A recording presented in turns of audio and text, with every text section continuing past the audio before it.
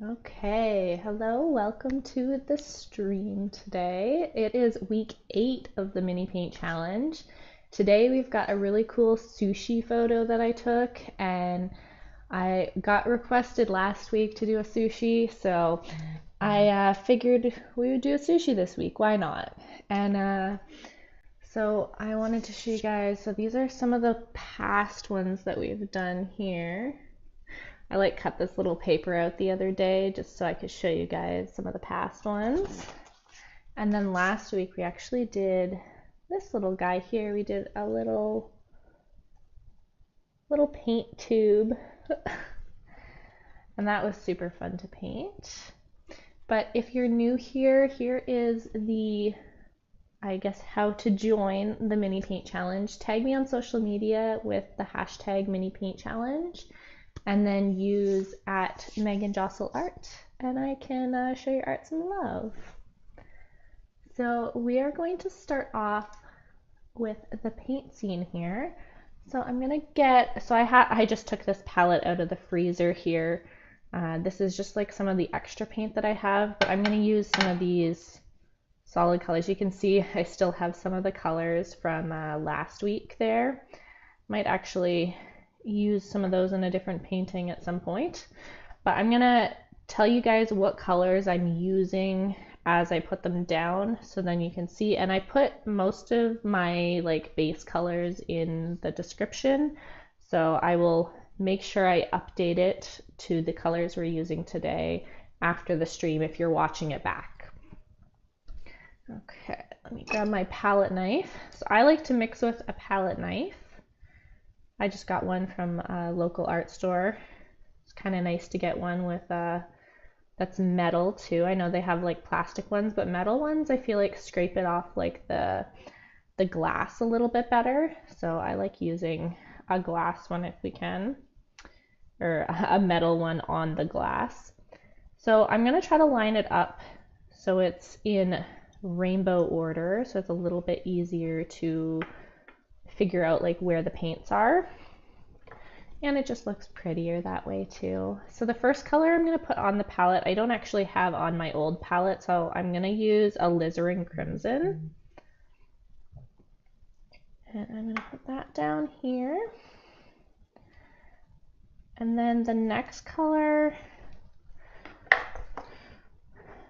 I guess I'm going to actually use quinacridone magenta too. So I've got this really nice magenta color.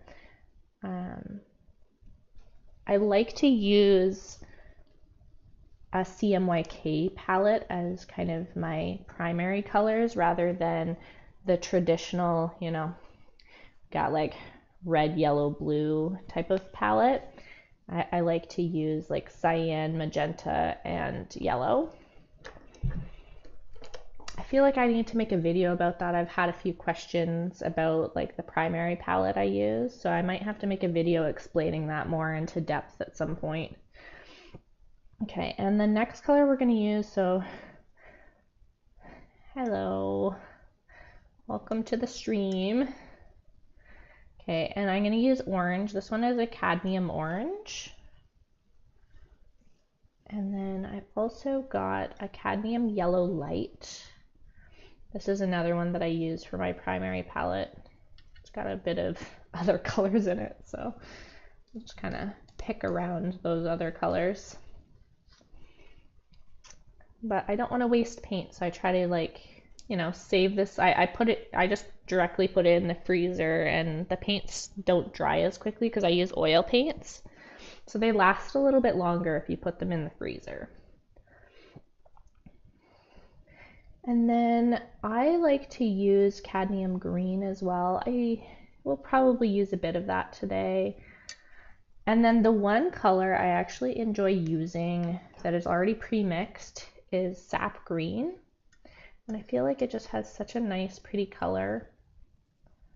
This is not necessary for your palette, but I just really love the way that sap green looks.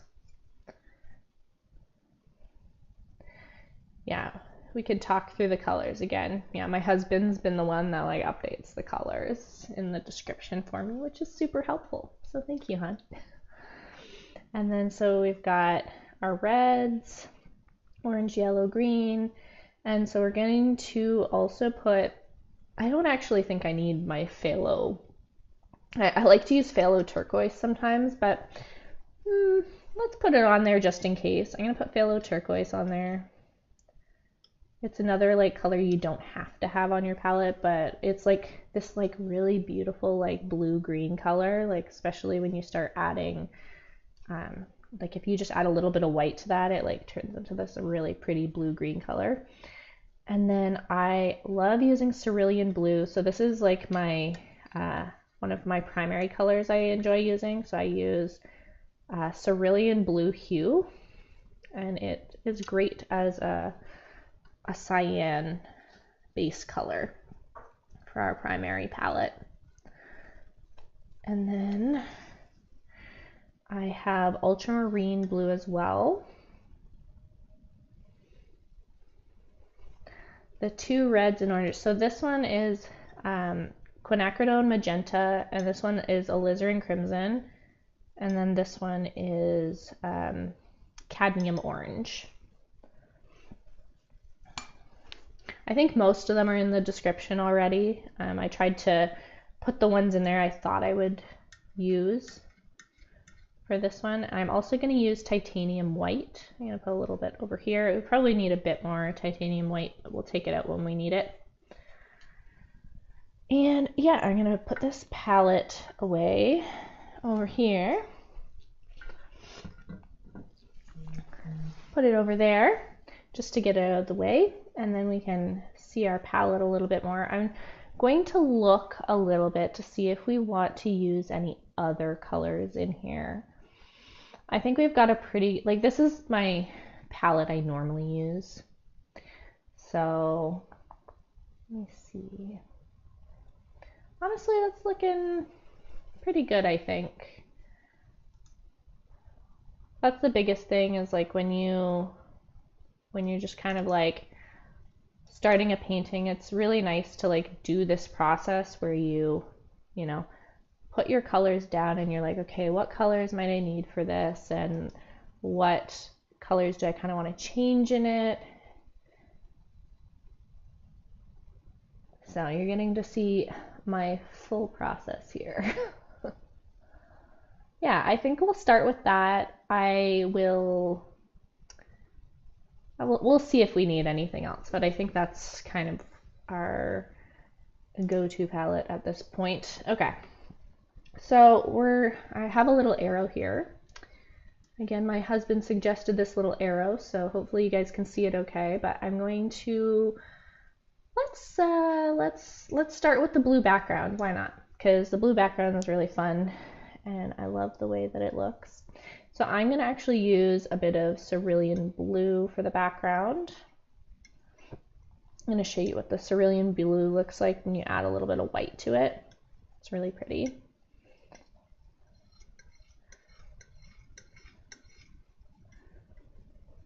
Like such a pretty blue.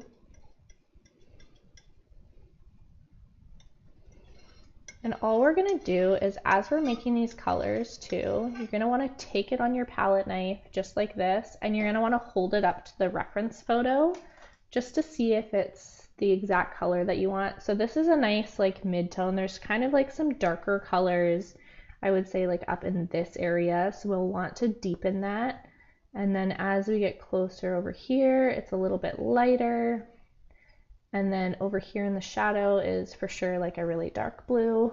So we will work on that. But this is a really nice starting color for us. Just going with, I'm gonna add a little bit more cerulean blue to that. And we're gonna start with more of that color since that works out really well. And what we'll do is we'll just take little bits of this as we go along. I'm getting like way too much blue in this white. I'll have to clean up the white area a little bit. Okay. This is a really nice blue to start out our background with. Yeah.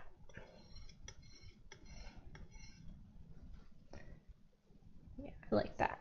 Okay, So we're gonna put that down on the palette here, kind of as the mid-tone, and we'll leave room above for the darker tones and then some lighter ones as well.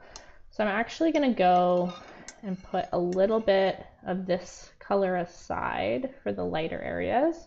And we're gonna start to darken this up with a little ultramarine blue. Now this has like a bit of like, it almost kind of like turns it like purple.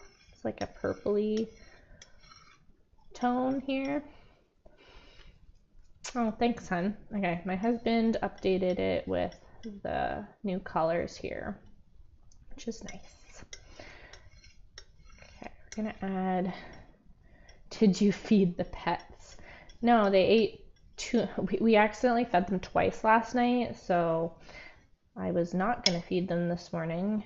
But my husband keeps saying I should feed them this morning so they're not bugging me, but they're not bugging me right now, so I'm kind of just hoping they don't bug me. Because they had like way too much food last night, and I don't want them to like vomit, because if they have way too much food, they will vomit everywhere. So we'll see how long they last. Oh yeah, but Toby didn't have, okay, our dog did not have it, so he didn't have double food last night. It was just the cats that ate double food. No, I did not feed Toby, so you could come down. I know, poor Toby. I totally forgot that he didn't have double food. It's a good thing. He's like such a good boy. Like he just like doesn't beg for food or anything. It's the cats that remind us they need to be fed even when they don't need to be fed. Okay, like that blue is looking pretty good. That's a nice like transition color, so we're gonna like put that down on the palette. So I was just adding ultramarine blue to this base color we made. And now I'm also gonna make this a little bit more purpley, so I'm gonna add a little bit of alizarin crimson in it. And this will deepen the color a little bit.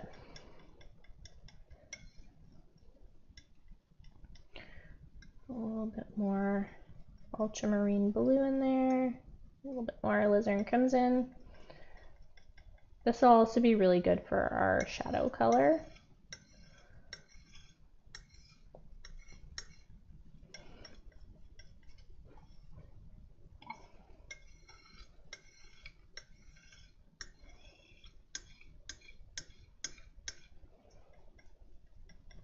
Okay. Let's see. That's actually looking really nice. That'll give a nice color. So I'll put that down on the palette as well. Trying to line it up because it's a little easier when you like organize your palette like this. And it's easier to find the colors that you need. And it just looks pretty too to like line up your colors. Okay, let's see. So we've also got the lighter blue.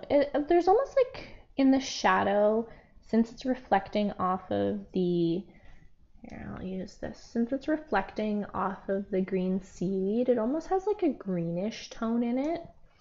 And I might take, for the shadow color, I might actually go with the phthalo turquoise for it, because it might add like a really nice color in the shadow. Yeah, I think that'll be really nice. And I'm gonna just kind of darken it with a little bit of alizarin crimson. It'll make it like a purpley green color, and I think it'll turn out really nice. And we're not trying to match the colors exactly. I was saying this last week, we like to, well, personally, if you want to match the colors exactly, you definitely can, to make it, the closer you get to the local color of the art piece, which is just the color that you see, then the more realistic it will look. But I like to push the colors a bit and make my colors a little bit more saturated. Okay, let's see. So we've got, okay, that'll be really good in the dark area, I think. We still need a little bit of a transition color, because I think I made it like a little too dark for, there's almost like two shadows in it. So if you look really close here, there's like a slight difference from closer to the sushi and then further away as we get out. So we're gonna want to make a little bit of a transition color. As many transition colors as we can make ahead of time just to make the painting process go a little bit smoother. I'm gonna add a little bit of yellow in there to lighten it up. I'll bring out some of the green tones, which will be kind of pretty.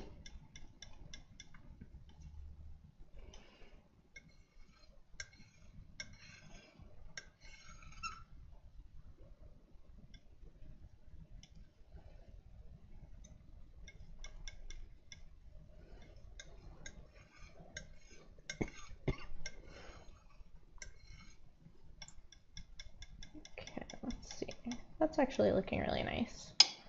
And we only need a little bit of this, so I'm not going to mix a ton. Like it's going to be like the smallest little amount of this color. But we just need it as the transition color. Like just such a small little amount, but that's okay. Okay, and now that we have the darker sets of the colors there, we're actually going to work into the lighter parts of the background. So I actually want this front part to be light, like the lightest portion, just because that's where the sun is coming from or the light source is coming from. So we'll keep it bright, and then as it goes into the background, it'll get a little darker. So I'm going to grab some of this color we set aside, put that there. And we're going to slowly like lighten this with a bit of the titanium white.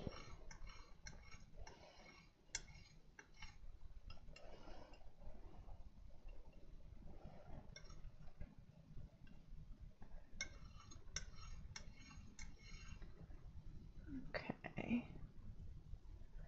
So we will use a bit of that color. I'm going to take some of that and put it on the palette there. And then I also want to lighten that a bit more just to have a slightly whiter area. I'm going to grab some more titanium white since we ran out on the palette. Sometimes these can be tricky to get the lids off. There we go. There we go. Got that there. That's titanium white. Go through a lot of titanium white.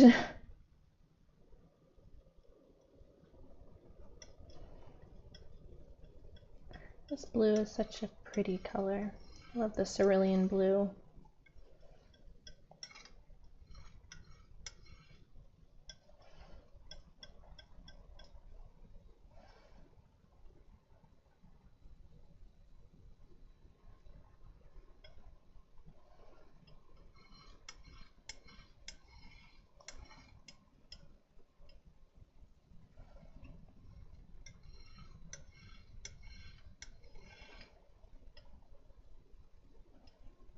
Okay, let's see if that's light enough. It looks pretty good now.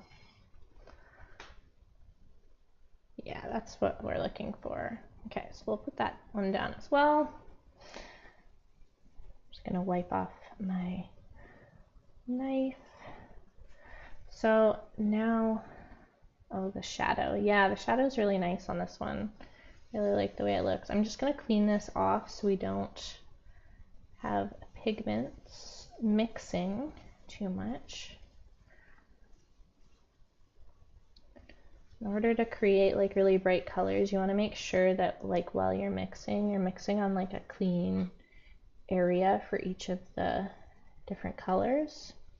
Like if we're mixing blue, it makes sense that we kind of keep the colors there, but if you're like mixing something else like an orange, the orange is going to look like really muddy if you're like mixing over top of a blue.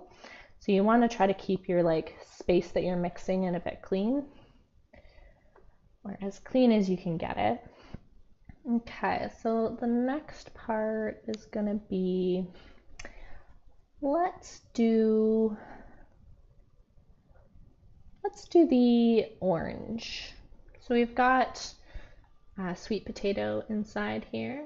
So let's do some sweet potato, and then we can also kind of like start to bring these colors in on the top there, on the eggplant at the top.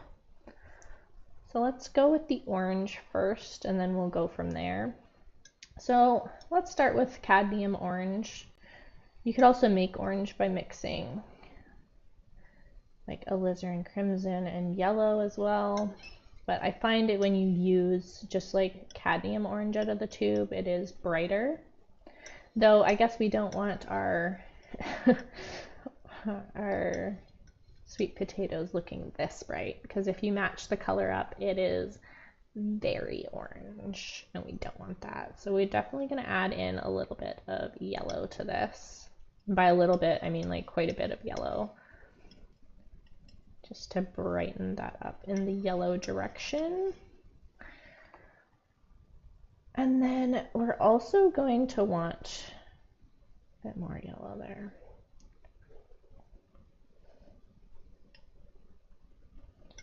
So we're trying to find the value in the sweet potato right now. So we're trying to match, it's like the lighter dark areas is the value.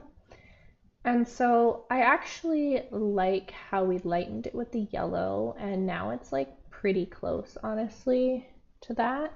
So I'm going to take some of this color, put it aside.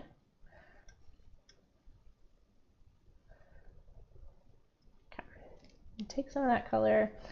We're gonna make some darker tones, so I might actually put the orange a little bit lower down, and we'll make a few darker tones here.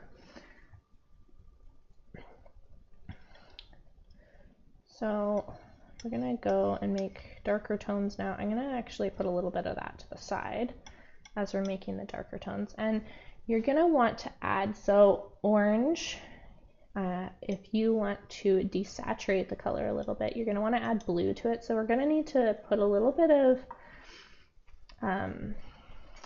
ultramarine blue back on our palette.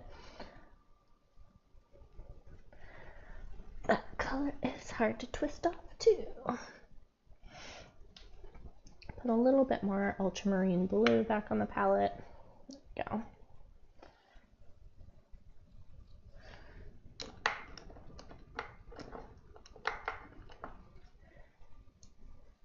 And that'll just desaturate the color a little bit, because we don't want the orange to be bright in all of the areas.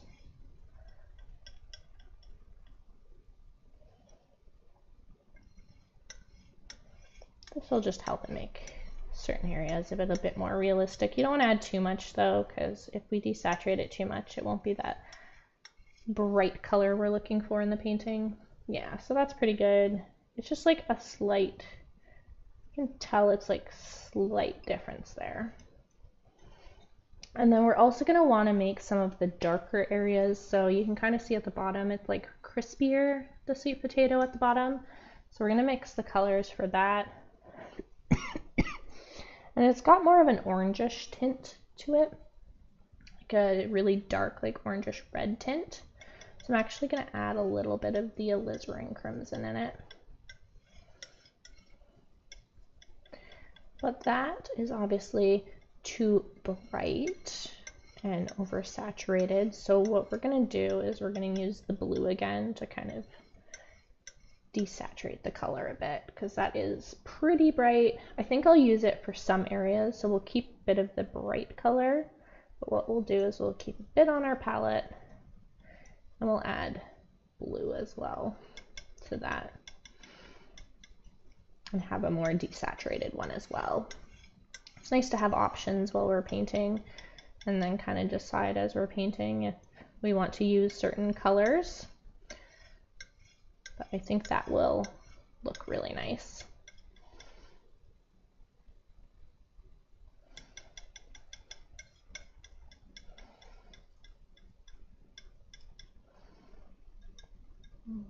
That. A bit more red back in there.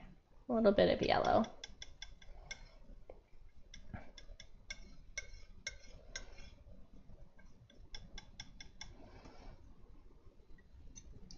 Let's see how close that is.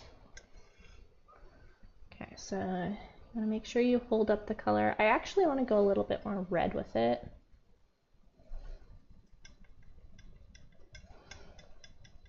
And this is why we hold the colors up, because sometimes you're like, I think I want to go more in this direction with the color.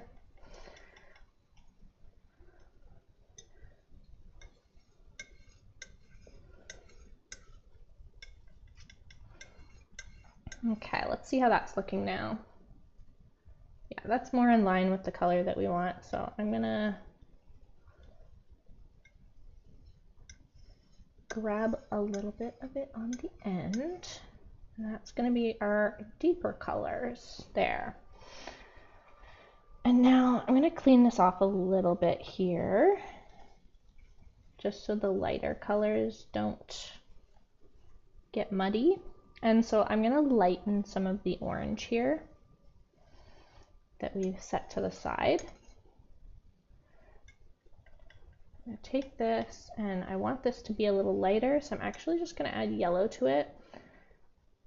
You want to avoid adding white sometimes, because it will make the colors just like a little bit like dull or like chalky looking. So I try to not add white until I need to, unless that's like the effect that I want. So like the background, I wanted it to kind of have that like kind of more like pastel type color look. Whereas this, I want to keep the colors saturated if I can. Okay, that's like looking pretty good. I like how that looks. And then we're also gonna do even more white on this one. So now we're gonna start to add the white to it.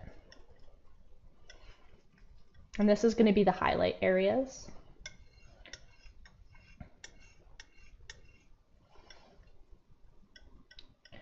The highlights on the sweet potatoes.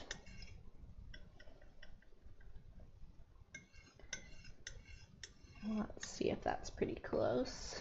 Yeah, so that will be like really nice for the highlighted areas, although like you can almost see like little highlighted speckles on the sweet potato. I should mention too on the stream, I didn't mention at the start, that you can go to my website and download like a high quality image of this, so it's like a little bit easier to see on your screen. If you go to the mini paint challenge link in like my YouTube bio, then you can see there, and you just click on the like reference photo part on the mini paint challenge page, and it'll bring you straight down to all of the like reference photos from like past weeks, and then just like find the one for this week. That'll be good. So we're gonna clean this off again. But yeah, I set up that part of the website because I really wanted an area where you can like download the photo, so then you can like blow it up on your screen a little bit more if you want to see the details. Just easier to see like all the like subtleties if you just blow up the photo a bit more. Okay, so we are gonna work on, actually I want to work on the green cucumber next, because I just think that will look really pretty. Okay, so we're gonna use some sap green for that. You actually don't need like a ton. I like to just use sap green, honestly, out of the tube for like the really dark areas. So I'm gonna set that maybe down here. We don't need to mix too many colors for this. And then I'm gonna start adding a little cadmium green to it, and it'll give us that bright green that we want in the cucumber.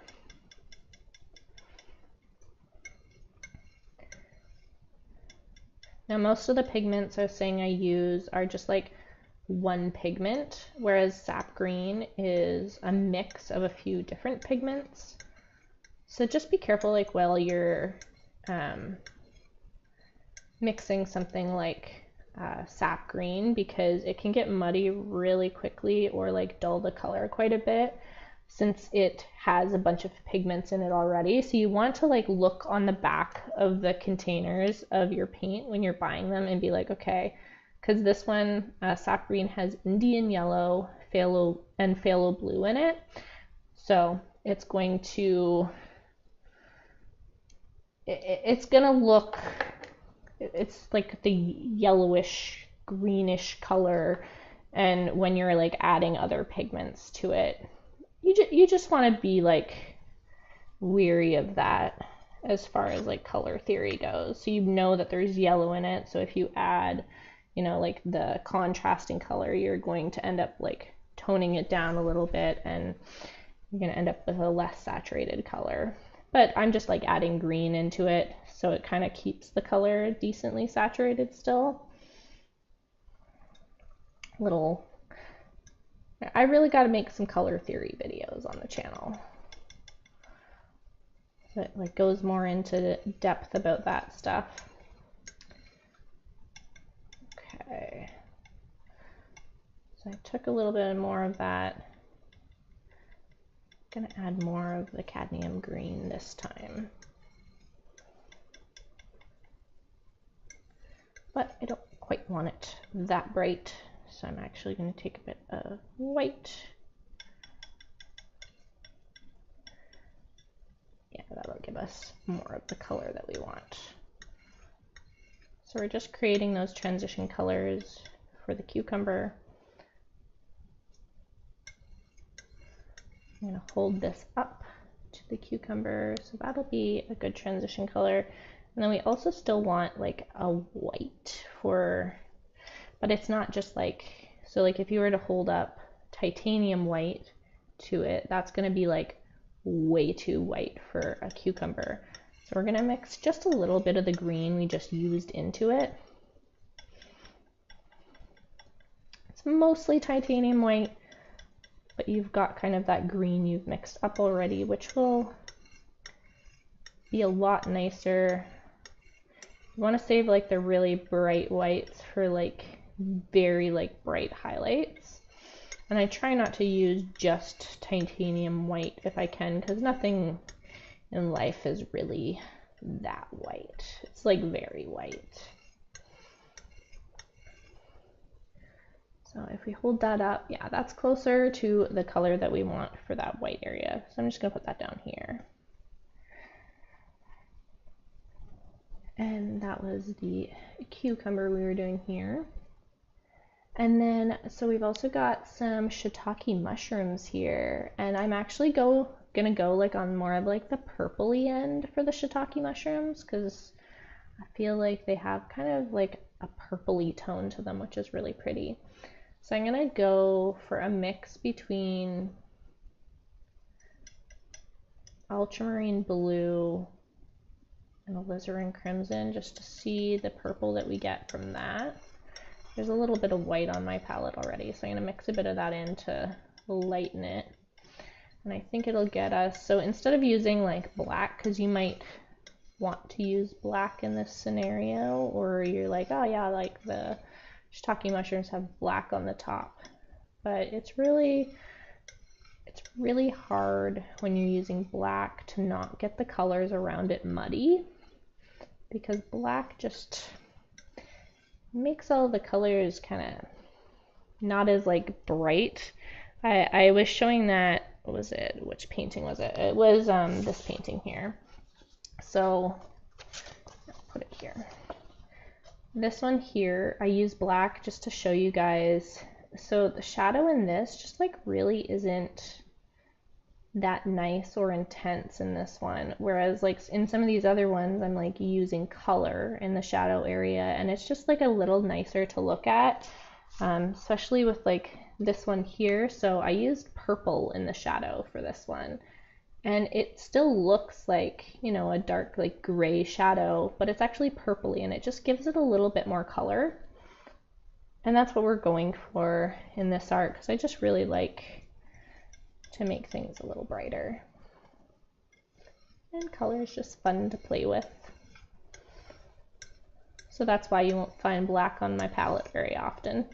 I have a black tube from like the base set I got, but I really just don't use, it's not even over here right now. I don't know where it is actually. And yeah, so that'll be like a nice deep color for the shiitake mushrooms. So I'm gonna put that on the top here.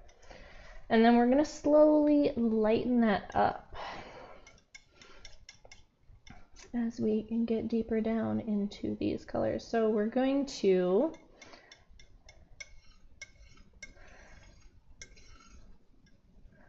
what are we gonna do? Okay, so you can kind of see in the shiitake mushrooms here that they go from this dark area to the slightly lighter, like it's almost like kind of like an orangish yellowy tone.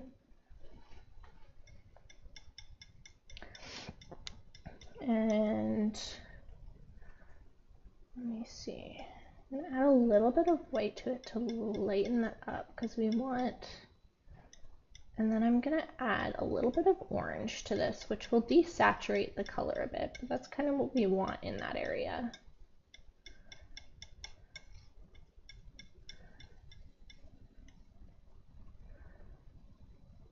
A bit more white.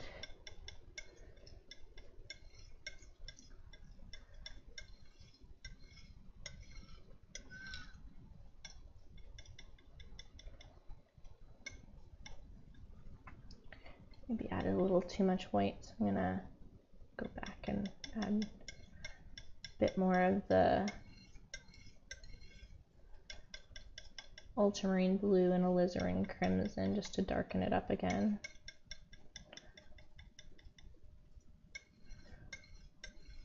Let me see if the values are pretty close. So we're definitely going to want to add a bit of orange to that because it's still like a little bit bright.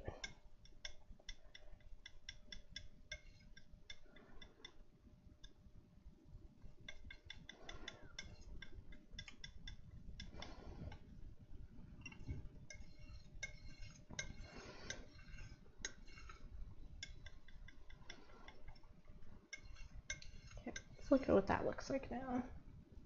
So that's closer to what we want. We definitely want that purple. That'll look really nice. And then we want a very like, I want to turn it white, but we also want a little bit more yellow in that section. So I'm going to add a bit of, and I'm just scraping off whatever purple's on the palette already here. And that'll be enough to give us the color we want. It should be. By mixing the yellow in it, it'll give us this really nice kind of like light brownish color, which will be a really nice mushroom color.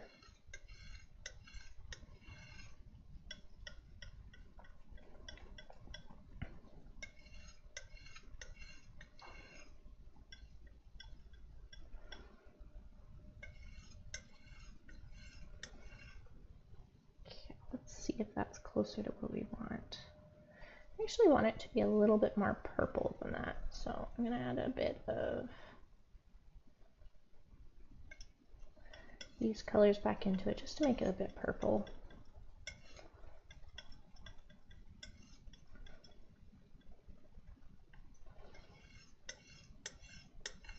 Don't want to go on the end, that end of too yellow there.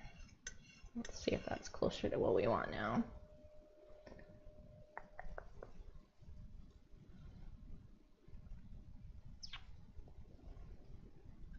Purple.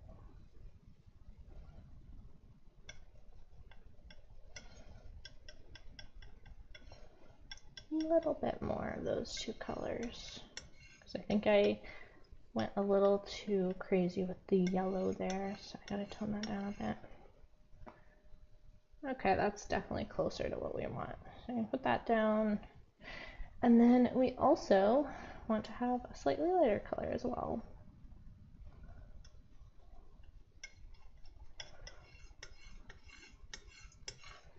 And mix it in with a bit of titanium white.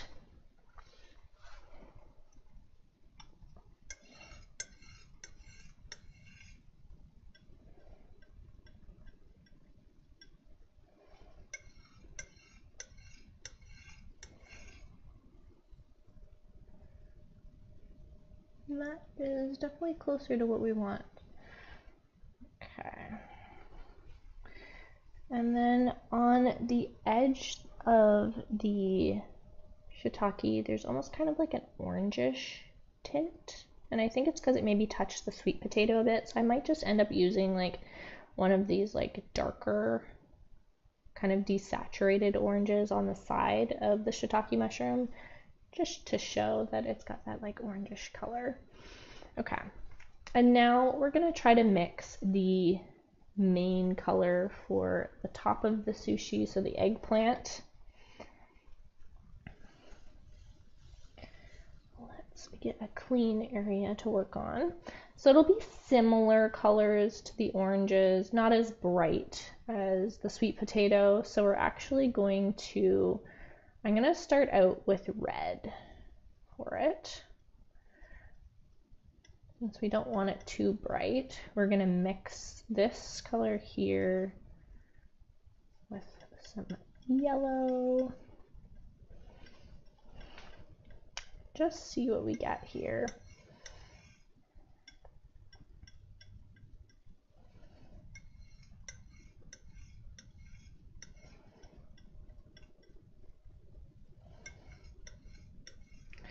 I mean, looking at it, it's obviously going to be a little bright right now, but what I'm going to do is I'm going to use the ultramarine blue again, just to deepen that color.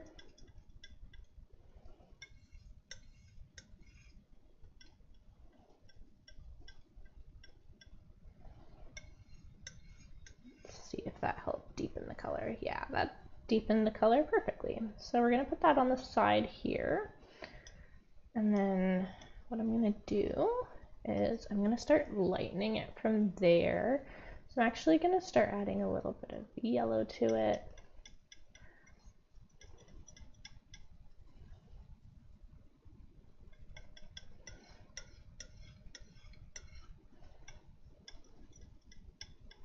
And this should give us some of the lighter areas in the eggplant. Let's see how that looks. Yeah, that's closer to the colors we're going for there. And then we want to lighten it even more. Pick up whatever we have on the palette there. That's going to end up being like too yellow, just by looking at it already. And we kind of want it like more of that pastel color we were talking about, so we're going to actually add a little bit of white to it.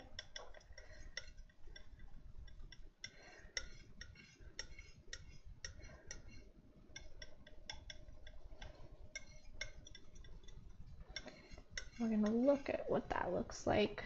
So we actually want a little bit of that color. That's pretty good, so we'll leave that on the palette. I'm going to keep some on my palette knife, and we'll use this. We want some darker areas that have more of the like reddish tones in it. They're like more pastel as well. So I'm going to add this in here. I might have added a little too much red to that. That's okay. Add a bit more yellow because we went a little too overboard with the red there.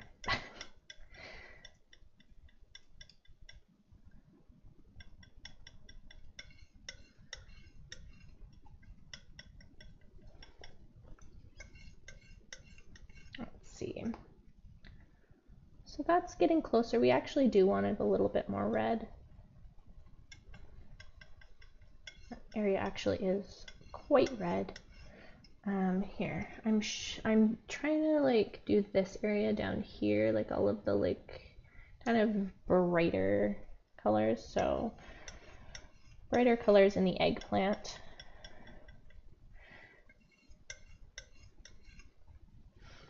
Let's see. It's like pretty good. I want it a little bit brighter too, so we'll make a slightly brighter one as well, with quite a bit of red in it.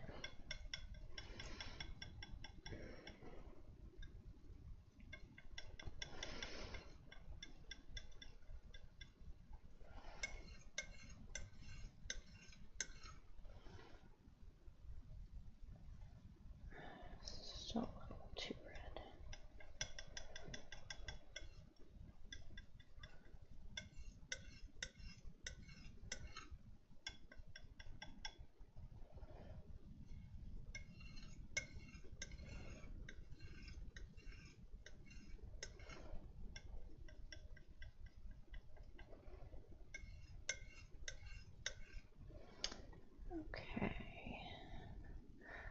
still a little red more than we like it. Okay, I'm gonna grab a little bit more of the cadmium yellow light for that.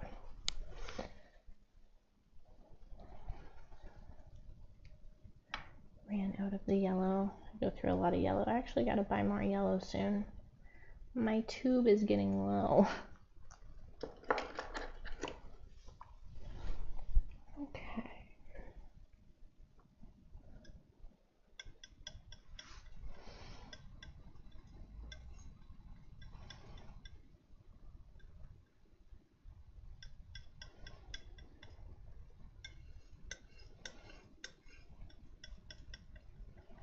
I'm really trying to keep that red in there, but bring in those yellows.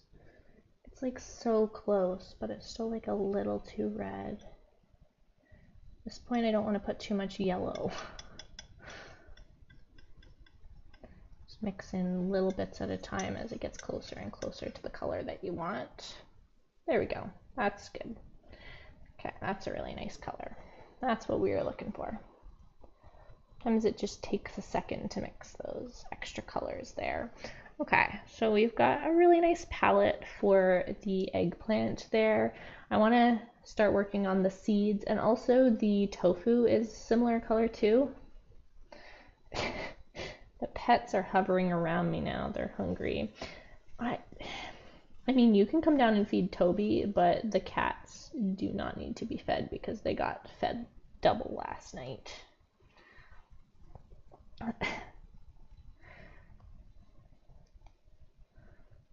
Okay, we're going to start out with white for the seeds, but we don't want to use this white because if you hold up the titanium white, it's going to be way too bright. And it's got more of a kind of yellowish tone to it. So I'm going to add a little bit of yellow in there to brighten it up, make it a little bit warmer. A lot of people actually buy like warm white. You can buy one that has more of like the yellowish orange tone to it. And a warm white would be okay with this. Yeah, we gotta have a little bit, but you can also just mix up warm white too. You don't need to use warm white. It's one of those extra colors you don't really need, but it's nice to have, I guess. Never actually bought warm white, but I know that a lot of other artists use it.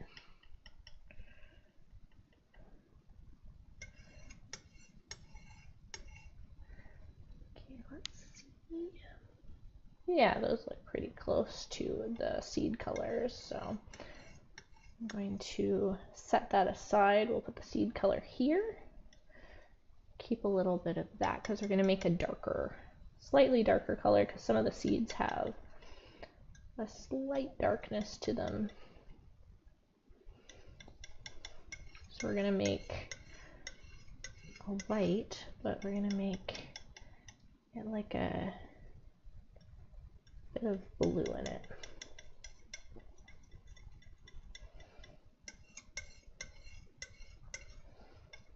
Let's see if that's closer to the color we want for the shadows on the seeds. I think it's going to be a little yellow right now. Yeah, it's a little yellow. I want to actually add a bit of red into it.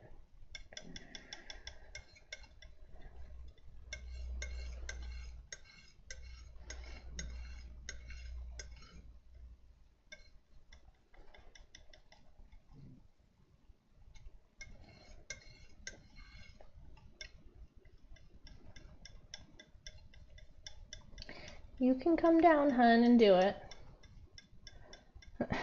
Husband keeps asking me. Whenever you're done your work, you can come down if you want. I think he's scared to come down because he's going to be loud down here, but it's fine. You can come down. Okay, that's closer to the color that we want. So that's just going to be like the shadow area on the seed. And then we've also got kind of like, so there's a highlight on top of the eggplant that makes it like look really shiny. And it's actually got like a bluish tone to it. So I'm going to take some white. And we already had some blue over here. Just like a little bit of that blue there. It's going to give a really nice reflection on top of there. Let's see if that's kind of what we're looking for. You really only need a little bit of the cerulean blue. It's really pigmented. So you don't want to use too much. Might actually need a bit more titanium white.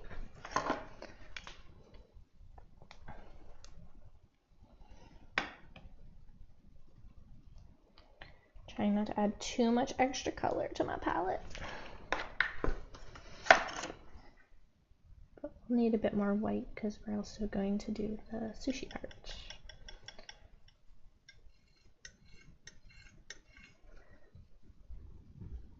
Okay, those look pretty good for the highlights.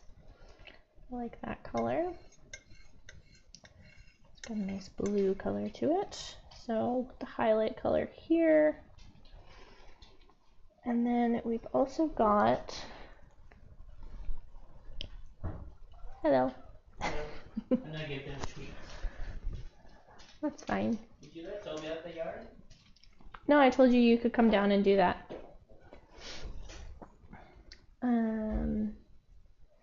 And then we're going to do, I think, the rice part now. So all of the rice in here. I'm gonna work on getting kind of that. It's almost got kind of a, like a purplish tone in it, I would say. I don't have any cat treats.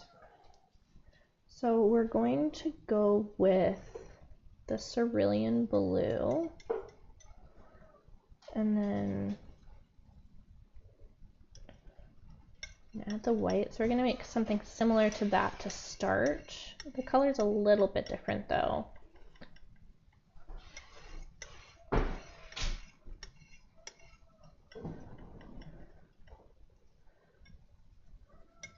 I realize the colors in this are actually like quite crazy. Yeah, I just saw the blue and I was like, oh, that's, your palette's really full and it's just the blue. Yeah, I wanted to make lots of transition colors for that. Might be a longer one today, guys. It's okay.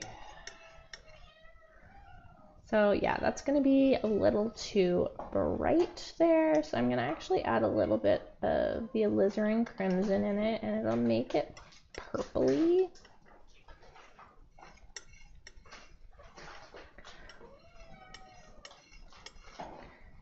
Should make it like this kind of whitish purple color, which I think will look really pretty.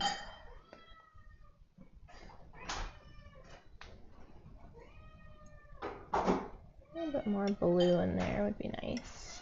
A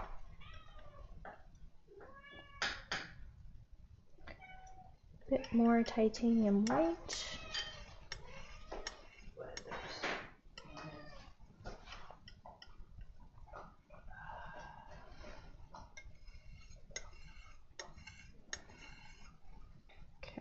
See. So that's closer to the color we want. It's a little bit different, but we're not looking too exact. So I'm gonna put that here. So that's gonna be the sushi color. I'm gonna keep a little bit to the side because I'm gonna add a bit more white to this here. And a little bit more blue. And we're gonna use that as more of like the highlight. I know we have this color to play with too, so we can always use that a little bit. But I want it to be a little brighter. Let me see. Yeah, so that's pretty good for like the brighter area. And then I also want to make a slightly deeper kind of like purpley gray. So we're going to use alizarin crimson and ultramarine blue to make that purpley gray, but we don't want it like this bright. So we're going to actually add a bit of orange in there. That'll desaturate it a bit, but it'll still kind of keep that nice purpley orange that we're looking for. because the rice, as it gets kind of into the shadow areas, it's going to be a little bit darker, so we want to like recreate some of the shadowed areas in the rice. So it's not quite close to the value yet. We're actually going to add a little bit more white to it, just to lighten up the value a little bit.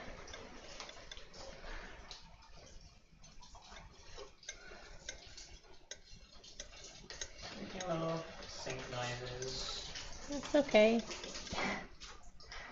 Can add some. It's fine. The value is a little bit off still, so we're going to add a bit more white.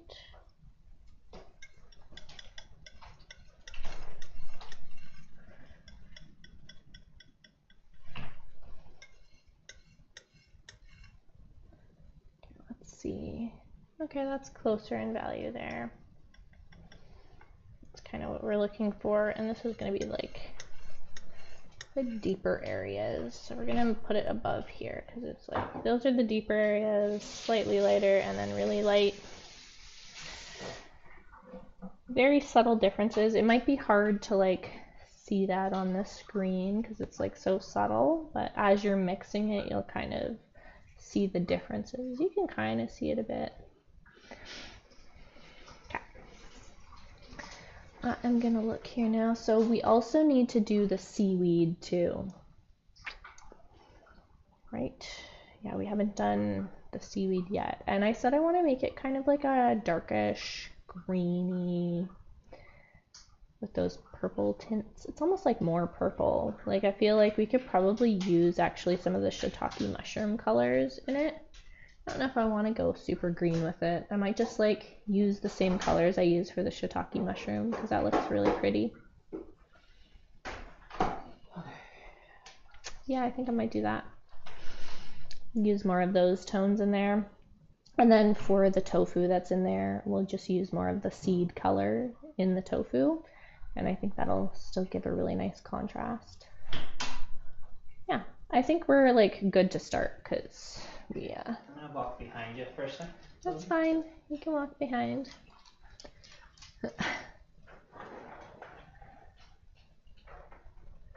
And I am going to transition over to the paint scene now. I'm going to have to move my camera over a little bit for you guys so you can see me better. There's probably a good chance for me to be in the background right now anyway because you're moving around. I am moving around. You can see, just trying to move this so then it is in a better position. You can see the cat tree now behind me. There. That's a better view, I think, for everyone. It's just hard to move it from the front because it's like kind of sitting behind my desk. But yeah, I figured this would be good because then you can see me while I'm painting here. Now, I did my sketch already for this portion. I'm going to have to brighten that up a little bit. Turn up my light. And I'm going to film a time lapse for you guys. So I've got like my camera over here. And then I want to grab my phone so I can film some shorts contents for you guys too. Okay.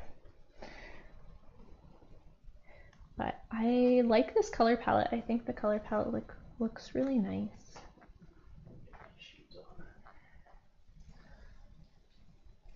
Yeah, the color palette looks really nice. I tried to zoom in the best I could in that area. The colors at the top are like a little cut off, but that's, you can still see them. That's like the top colors here. Maybe put it too close to my little marker. Okay.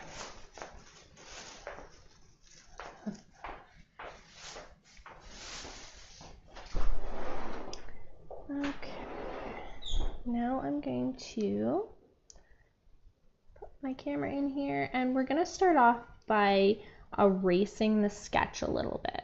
So I use a little gummy eraser to erase the sketch. And I find the gummy eraser is nice because it just takes off just a little bit of the graphite at a time, and then you can still see the sketch underneath. So it's this gummy eraser here. It's like really flexible, and we're just gonna like dab it off. I find if I don't clean it off, then I end up having issues with it mixing into the different pigment colors. Alright, I'm gonna get out of the way. It's okay. Did you eat breakfast? I will. I ate breakfast this morning, but my husband was not down here eating breakfast. You like were working away this morning. Well, things became urgent, so. Yeah. I also. That's okay. And I ended up driving our kiddo to school this morning because you were like so into work already. I'm like, I guess I'll drive him. Normally that's my what my husband does. So I was like, oh no, I hope I have enough time to set everything up before the stream. It's okay. We got it all set up, so that's good. Okay. Everything looks good on the screen. Okay. I'm just wondering if I like move this down a little bit. If you can see, yeah, you can see the top color a little bit better if I just move that down a bit. It's gonna be a little harder to see my little area. I normally like wipe my brushes off on this. And I've also got some, I'm just gonna use a little bit of, I'm gonna keep it to the side just so it doesn't crowd all the paint. But that one is linseed oil, and I just like to clean my brush in a bit of linseed oil between the different pigments.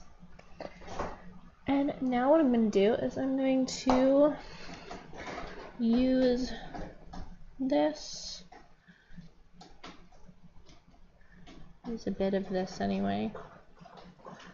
I like to soften it up by like kind of just playing with it a bit before I use it.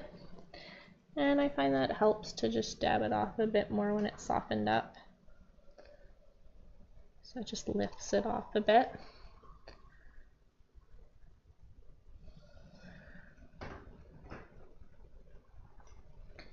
And your sketch doesn't need to be like super perfect because we're going to paint over it anyway. So I just do like the roughest sketch that I can do underneath. Very basic. I'm not shading in a ton of stuff when I'm sketching, because we're going to do that with the colors anyway. Okay. That looks pretty good. And now we will start the painting process. Okay, what do we got here? Let's start out with the sushi and then we'll work our way to the background, I think. I think that's going to be like the best way to approach it. Yeah. Okay, so we will start out with this is always the hardest part, like what area do we want to start out with? I think we'll start out honestly with like the eggplant on top because it's like a bigger part of the sushi. So I am gonna grab, I like to use Josol blender brushes. These ones are number 4 brushes from Princeton's line of Velvetouch brushes. And I find they work really well for kind of like laying down the colors to begin with. So I'm going to start with the darker areas first, and then we'll work our way down. So we're going to start out with this darker color there. And we're going to just start laying it down over here. And we'll probably cover up some of the like little seeds that we drew. And we'll put the seeds on top afterwards. Probably keep a few of the seeds kind of visible.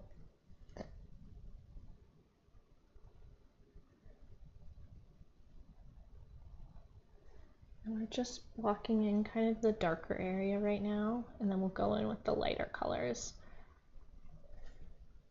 I always say this, but it's kind of like you have to trust the process as you're like laying down colors, that you like mixed the right ones to begin with. That's why I find it makes it a little easier if you just mix the colors beforehand.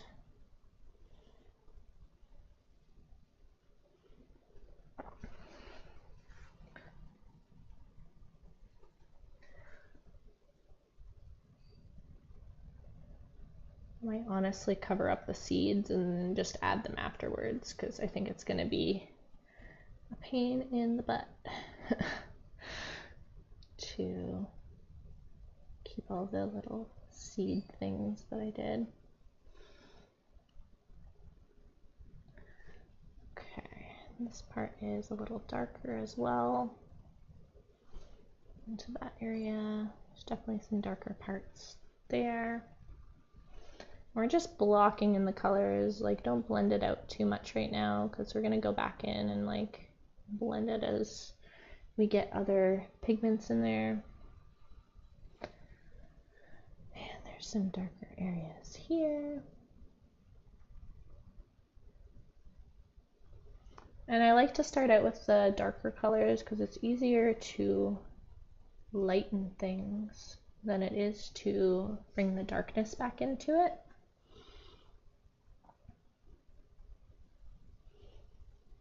So it's best if we start out with the darker colors.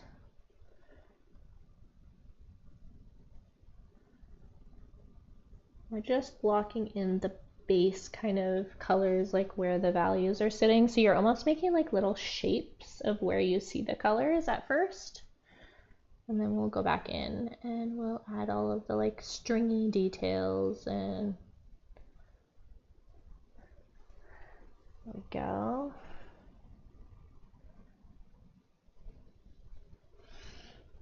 And there's some darker tones kind of in the bottom section of this as well.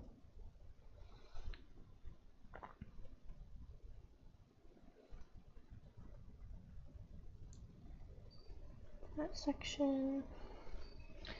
Okay, I'm going to clean this off a little bit to use the next color.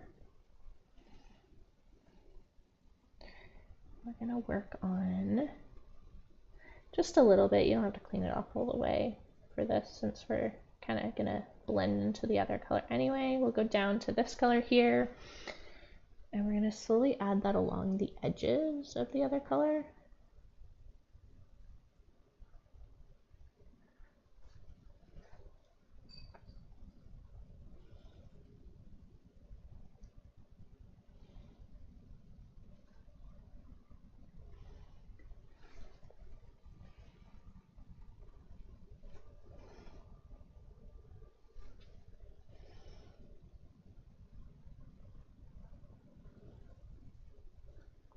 This, adding the extra colors, slowly start to give this a little bit more dimension too, which is nice. You see it kind of coming together as we add extra colors.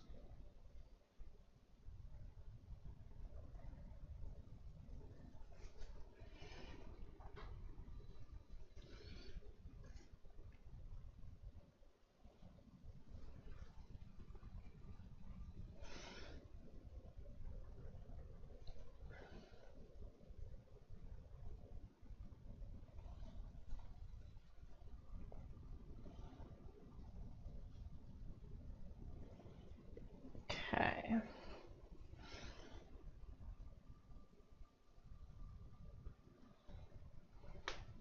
Okay, we're gonna go with the next color now. I'm gonna go in with the slightly darker, more saturated kind of reddish orange that we made that's at the bottom here. This will be a nice good color to add next. And this kind of is in this bottom section here.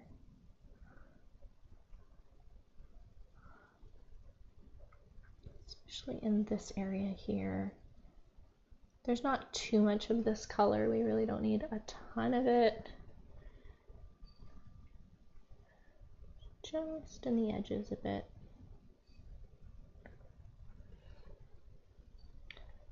A bit over here as well, kind of near the bottom section.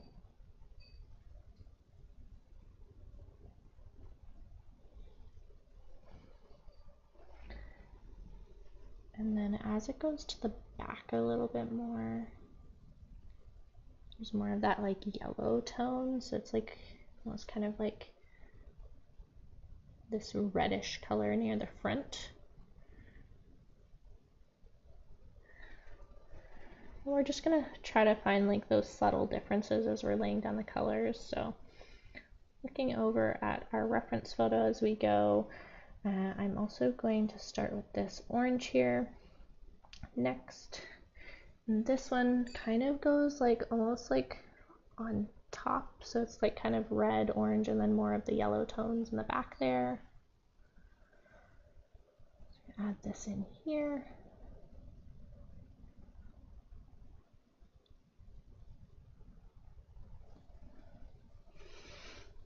Not too much of this one.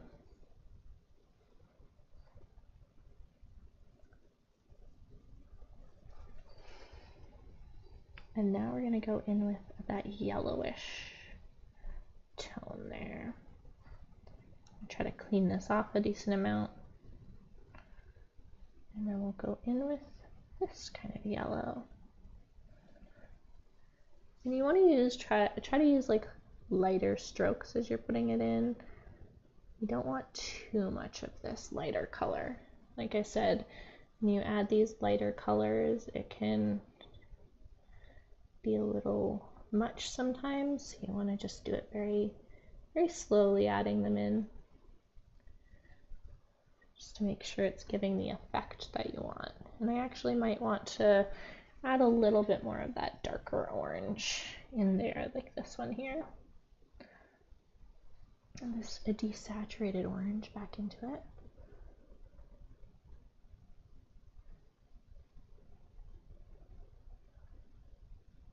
And since we're adding a background to this one, I'm not going to touch up the edges too much, because we'll be able to do that as we add the background in anyway. You could touch up the edges now if you want. If you don't want to add the background, it's up to you. Okay.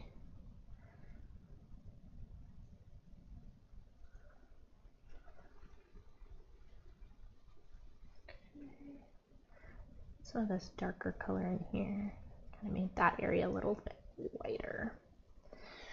And now what we can do is we can go back in with that darker color and start to blend. So I like to blend with the darker color a lot of the time. So I'm going to try to take as much of this like whitish orangey yellow color off my brush that I grabbed.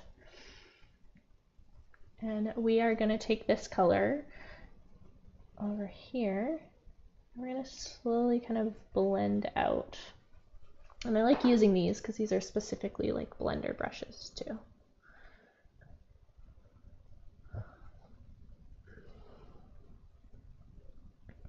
We're going to add this deeper color back in to certain areas.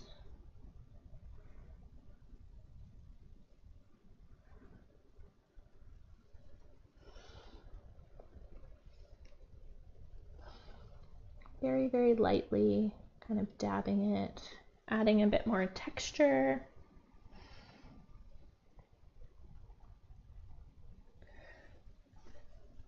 Probably add a bit of that in there.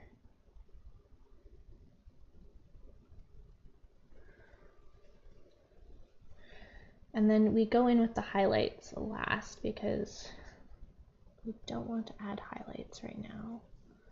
I like to kind of go over the sushi at the end and add the highlights. So don't worry too much about the like super bright kind of like shiny areas yet, but the shiny areas really will give that more realistic look that we're going for near the end. We just don't want to add it at the start. Just adding in those dark areas now around the edges. And then, so at the end, we'll probably end up adding the seeds in, and then we'll go in and like add the really bright highlights after we add the seeds in. But this is like looking pretty close now, so that's kind of what we're going for. So we even need a bit more of this kind of like orangish tone over here. A bit more of this color. I want to actually make this color a little bit darker, so I'm going to go in with the color we made for the shiitake mushrooms that are right here. Got this like purpley tone, and I'm just going to bring it into some of this area, and that'll kind of deepen our darkest parts of this area.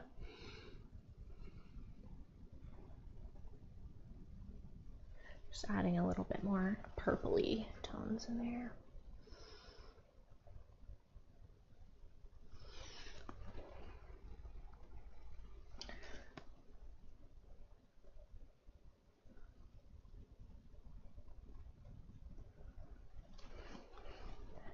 It's getting pretty close to what we want now.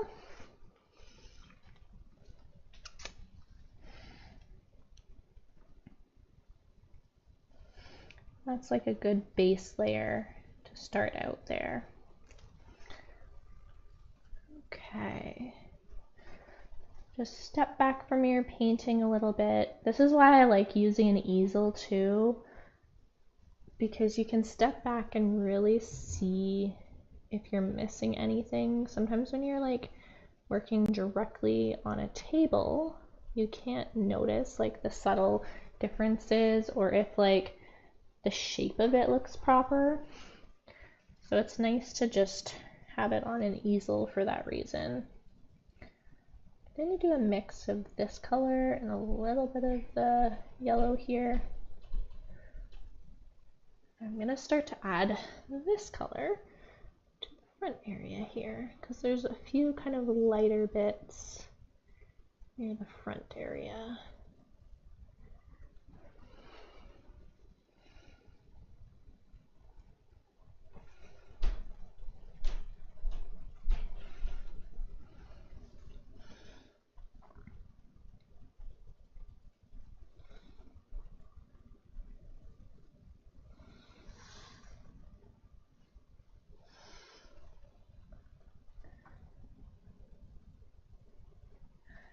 We don't want this to be as perfect as I was making it.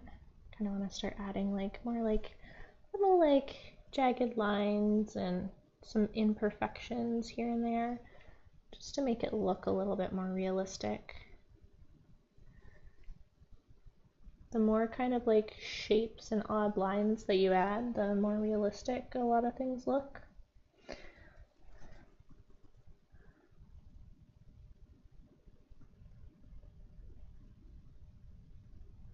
We're adding kind of these lighter areas into certain sections right now.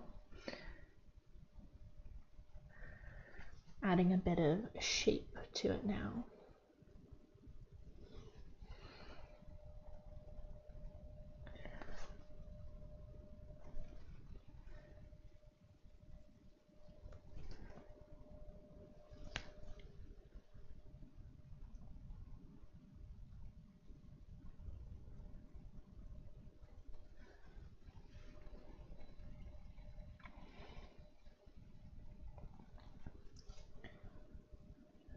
Playing around with the colors.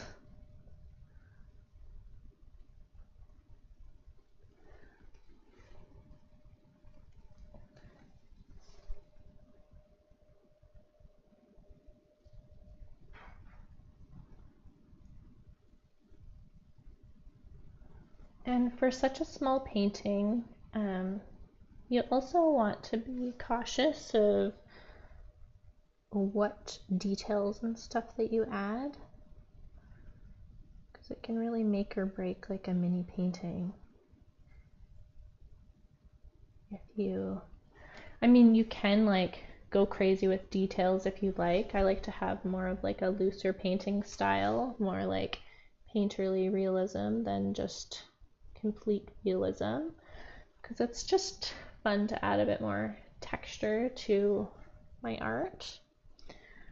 But you definitely can go like really crazy with the details if you want.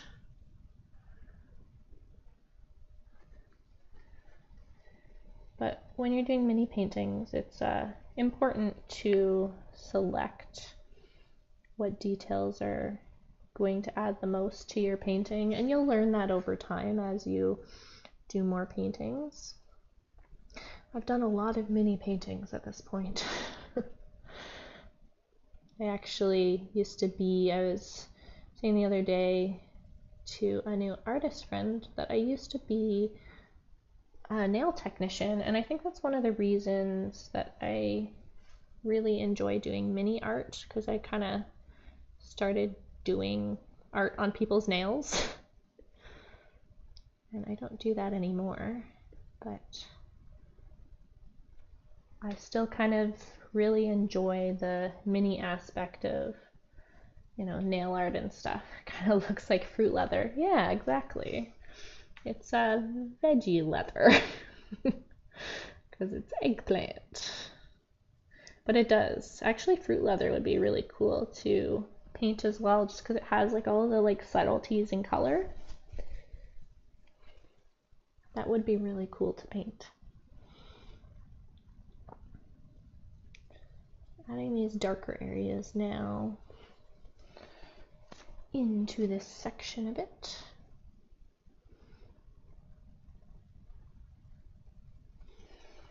Okay, now since our brush has kind of like got some of that purple on it, I'm gonna just clean it up a little bit, but I'm gonna go right into like painting the shiitake mushroom that's in there, because we already got the dark purple on our brush.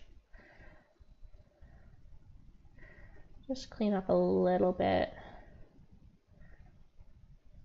but it will work out good. So I'll grab some more of this purple.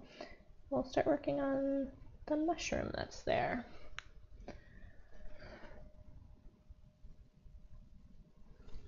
We've got, so it's just on the edge here.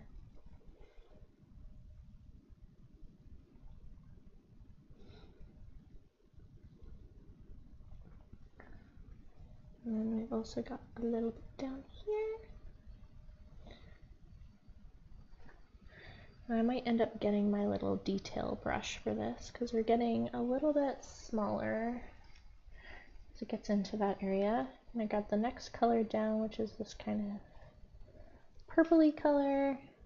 Slowly blend a little bit of purples into that.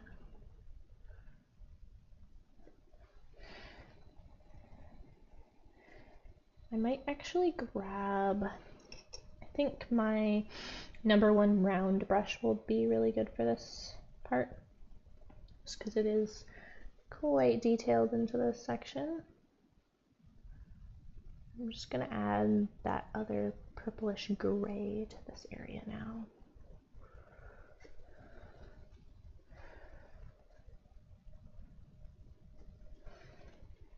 Okay. Now we've got this color here.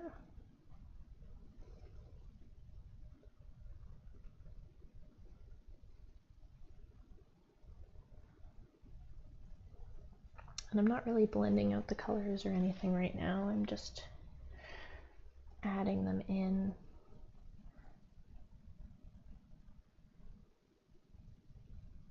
And I say this every time, if you're having a hard time like seeing the colors that you want, you might want to use like an underpainting as well.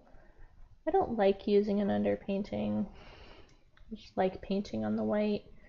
I've gotten used to it, and I've like kind of gotten used to like the colors I have and like what I'm mixing. But when you compare, like you're like, oh, like maybe that's not white enough because like you're comparing it to a white background, whereas if you're comparing it to a colored background, it's a little bit easier to judge like your values and how like saturated color is or how white something is.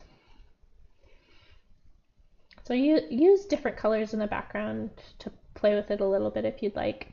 I just like really love painting on the actual paper texture, and that's why I've tried to use underpaintings for some of my paintings, but I just really love using the paper texture. I feel like they need to start making like a colored paper. That would be really pretty if they already had like a pre-toned paper, so then I can still like enjoy the paper texture, but it's like a toned color.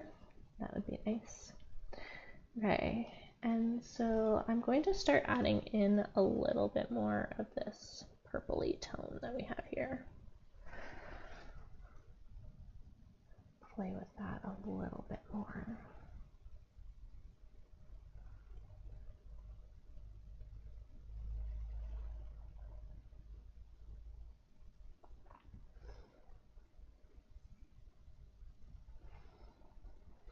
Okay, I'm going to grab the darker color again. I'm going to blend some of it out with the darker color here.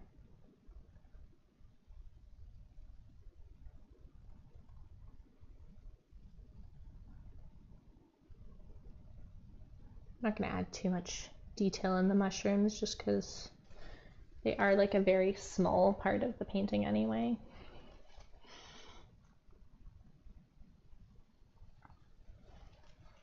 Okay.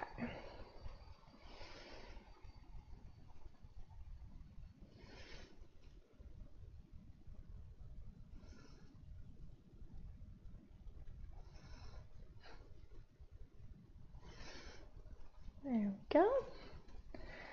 Okay, now that we are, I guess, working on some of the colors within there, I'm gonna clean off this round brush because it's a really good size, I think, for all of the details inside the sushi. And we'll work on the cucumber next, just because I love green. Green is one of my favorite colors. No rhyme or reason for that being the next thing, I just really want to paint the green. So I'm going to start out with a darker color. We'll slowly work our way into those lighter colors. Okay.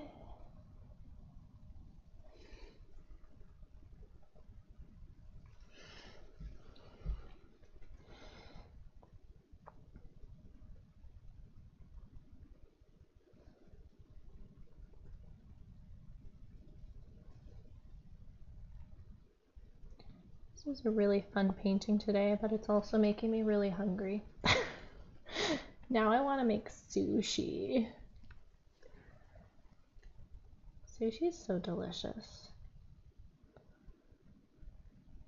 We make a lot of sushi at our house. This is like one of like my newer recipes too. I learned that you can use eggplant and it kind of tastes like it has a similar texture to some of like the fish that's used in sushi, and I don't eat meat, so like having kind of like that texture or like some of the flavors, so like that's like it's like imitation like unagi, which is normally, what is it, eel, and it's got like an unagi sauce on it, so you're making like the eggplant with an unagi sauce. It's so good. I really should leave the recipe to like the eggplant sushi in the description. I'll see if I can find it so you guys can make it too. Well, I will be able to find it, just not during the stream right now. But it's in I have like a little Notion document on my phone with like all the different recipes and stuff that I find. I love cooking. I think that's why a lot of my paintings ends up having like food, because I just really enjoy cooking. I kind of joked to another artist a while back that I really should make like I should make a cookbook to go along with like my paintings. Like, wouldn't that be cool to have a cookbook with like my painted images? of all of the like recipes and stuff I create, because I really love like creating my own recipes. And even the recipe I'll share for this sushi, I kind of changed to be my own because I'm very particular in the things that I like. So it would be like a painter slash vegan recipe book combined together, which I think would be pretty cool. It's like two of my favorite things. I also really like gardening too, so they all kind of like go together. The fact that I like painting food, I enjoy gardening, and I also enjoy cooking a lot. Okay. I know, exactly. A book with my art in it, with like all my favorite recipes and stuff. Maybe that's a plan this year. I just have to paint like all of my favorite foods. So then I can turn it into a recipe book. Or like little recipe cards or something. Like each recipe has like a little painting and then like the recipe beside it. That would be so cute. Little recipe cards. Oh, I like that. Coming up with ideas for future projects. The paintings will take a while, so just gotta slowly do that. Slowly work towards something like that. But I guess if you do recipe cards, it doesn't have to be like one book. It could just be like a recipe at a time. And then when I do have a ton or enough of them, I could make a book out of like all of the recipes combined.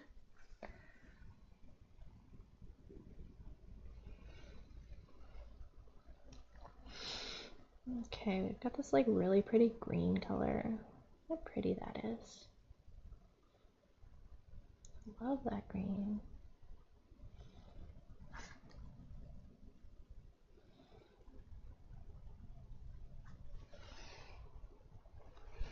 Okay, and then we've got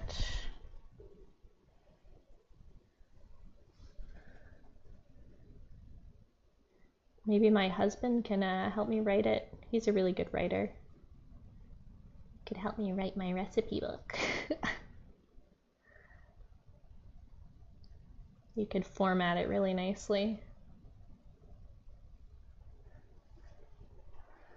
Oh, that like looks so cute. Oh, I love that. I think we need to add a bit more of this like bright green into it as a transition color.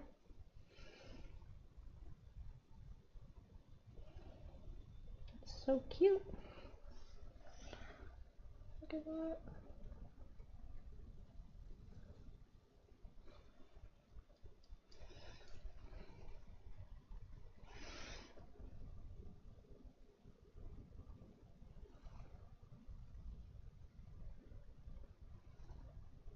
There we go. That looks pretty good.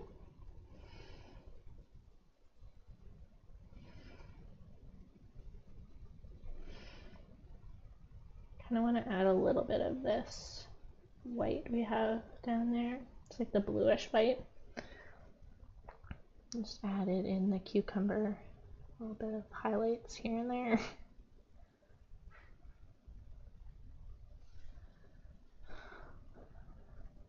A little bit of highlights along the bottom.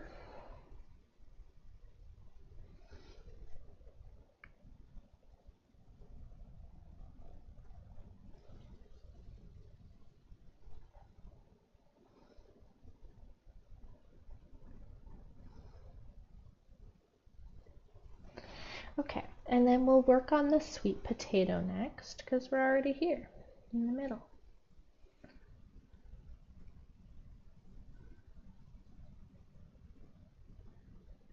I'm gonna flip this over. My rag's getting pretty dirty now.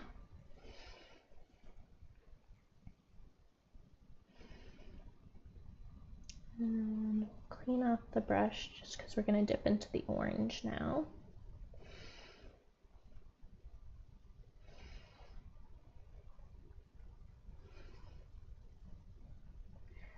Clean that off, and then we'll start out, I think, with the darker parts. So we've got this a darker orange to go with.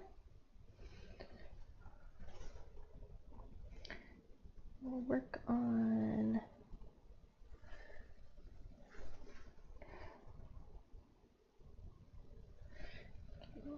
this dark section down at the bottom here.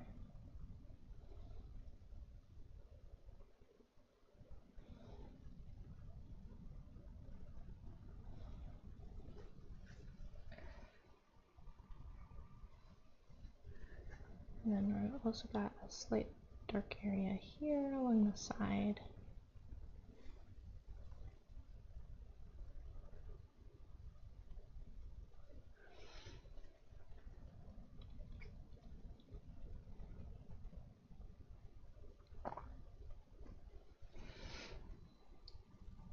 And then see a little bit of the darker color here along the edge.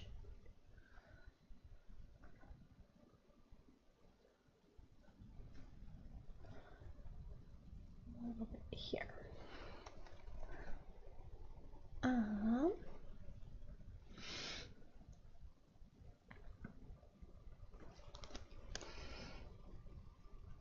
going to clean off my brush a little bit. We're going to go into this color next, the second one down.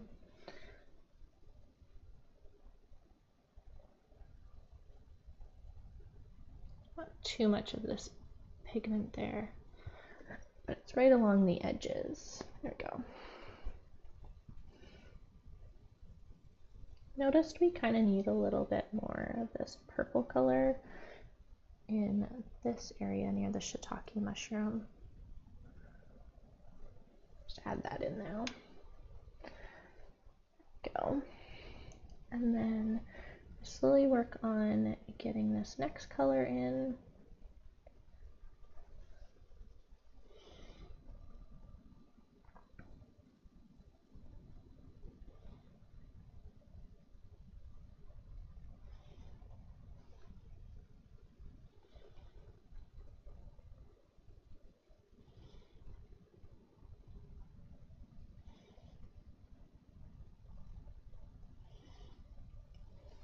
Okay, now we'll add the brighter orange to the top of it. So we have this bright orange.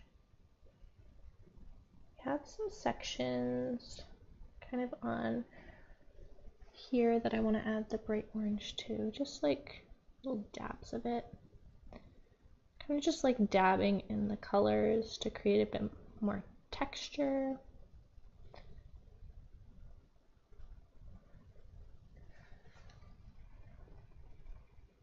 Also, I noticed there was like a bit of kind of like a more orangish tint over here.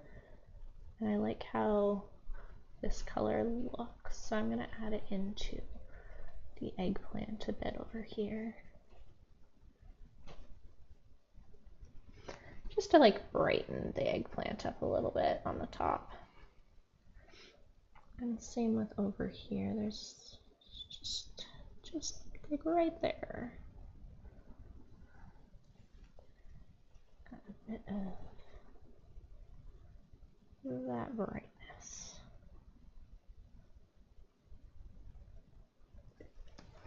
There, it adds like a really nice saturated color up there.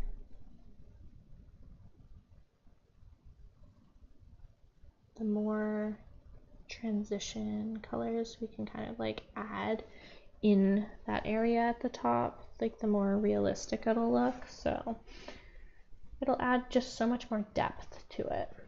Okay, we're gonna go with the color down from there. This one's a little brighter, lighter in value, and we're gonna slowly dab that color kind of around the sweet potato now.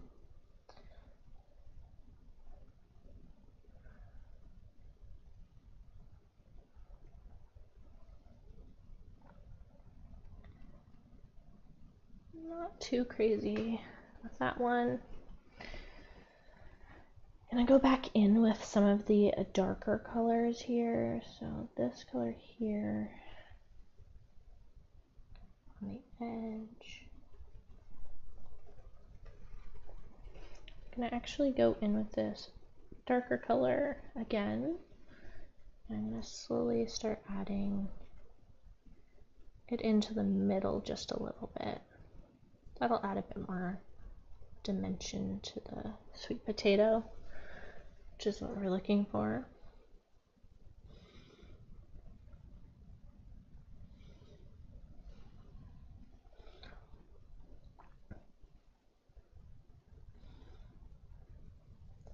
A little bit of there we go. That's making it look a little better. And then there's some also darker areas here. Might end up adding a little bit of purple into that. So we're gonna use some of this purple we have, and that's gonna help kind of create like the little crevices that we want on the sweet potato. You can kind of see there's almost like little holes in the sweet potato, and so we're recreating that with just a little bit of the purple.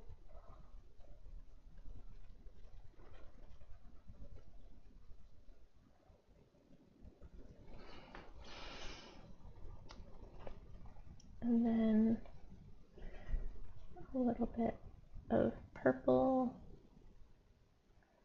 mixed in with the orange there, and we're going to make this a little darker in this area here, deepen the value a bit.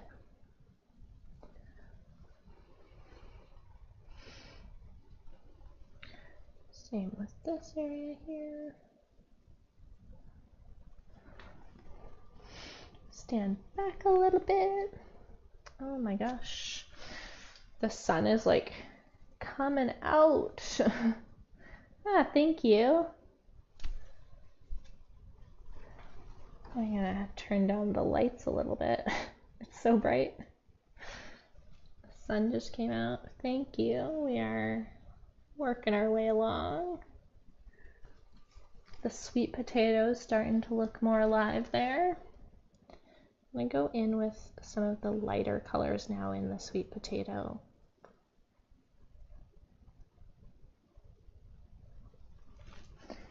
Since I put a lot of the dark values in already.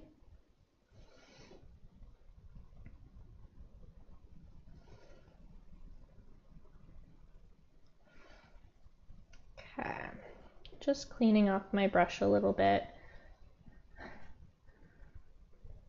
just so I can add this lighter color in. This is gonna kind of like highlight the sweet potato a little bit in certain areas. We'll go in with like a brighter highlight color afterwards, but this just adds like the base of the highlights here.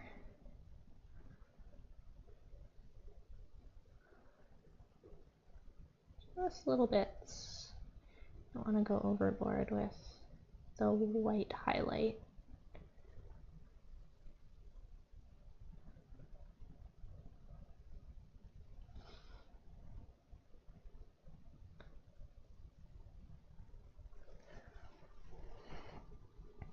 Looking more accurate. What is your favorite medium? So I really love working with oil paints. That's what I'm working with right now. I would say it's probably my favorite one to work with because it's just like so buttery and smooth to work with. It's really nice to blend with because it doesn't dry as quickly as like say like an acrylic paint. I used to do a lot of acrylic paints, but when I discovered oils, I really fell in love with oil paint. And so like this is what I use most of the time now is just oil paint. Do you paint at all? Do you have like a favorite medium you like to use? I've also played around with watercolor too. Watercolor is pretty fun. A little easier to travel with like watercolor too. So I've used watercolor when we've traveled a bit. Okay, we're gonna work on the tofu part.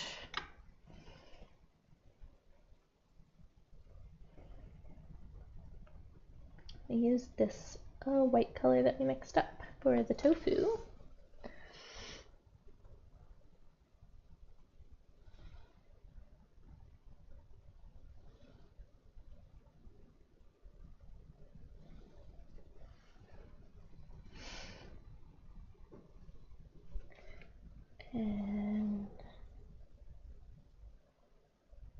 a really nice color. This is also the color we're going to use for the seeds too, but I figured they would work for the tofu. So we didn't have to mix another color for the tofu. Ah, you're from India. That's cool. I'm from Canada, so other side of the world. I love the internet for that. It's like I've met so many artist friends from like all over the world. Some in India, some in the UK, some in Australia, some in Germany. The internet's great for that. You can just meet people everywhere. It really is such a great thing for artists, and then we can meet all these different people. Love that.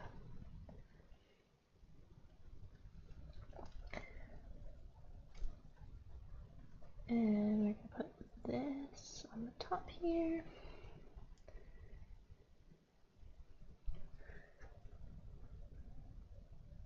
I guess what time is it in India right now? It's like pretty late at night in India, isn't it?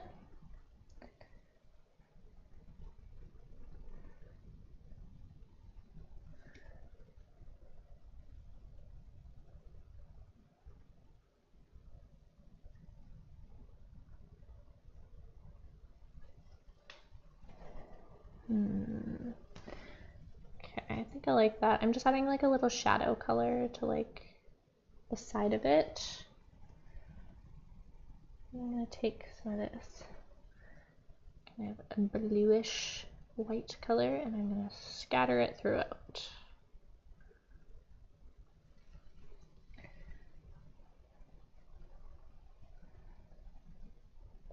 I'm gonna also take a bit of this purple color that we're gonna use. And I'll use that a bit in the shadow as well. Because I think it'll be a good shadow color. Yeah, there we go. Bit of a shadow on this part of the tofu. So we're going to use this for, yeah, there we go.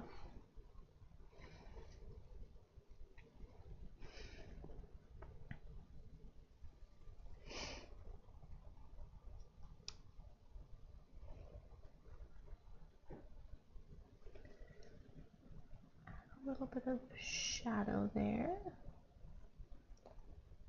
There we go. That's midnight there, yeah. Pretty late then, though I've been staying up past midnight lately. Need to get back into a better routine again. I've been like up late, just like wanting to do art and like painting and stuff. Sometimes hard to sleep when you have like a really good idea and you just like want to get a painting done. So I've stayed up sometimes and painted a little too much. Okay, and next let's start adding in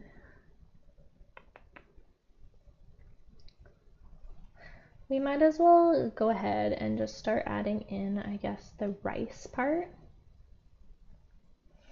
So let's add in this like darker kind of like purpley color that we made. And we'll start to add those parts first into the shadow areas.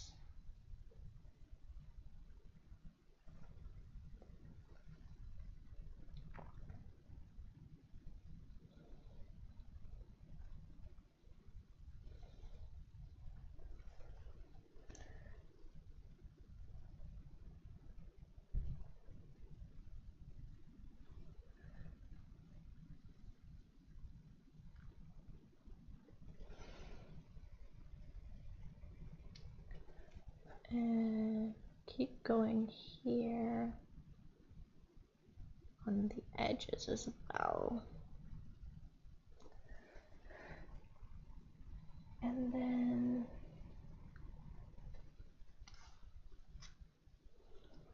so we're just adding all of the like little shadows in between the rice grains. So it doesn't need to be perfect. Just kind of like slowly add little dabs of this color, and then we're going to add the lighter color kind of around it.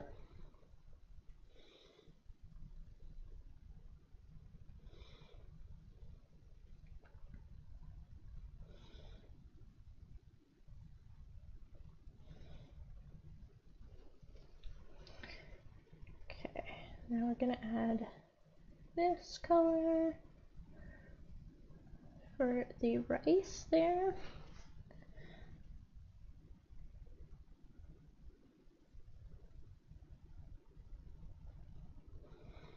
And it'll pop a lot more once we add the background color in, so don't be too worried right now that it's not popping a lot.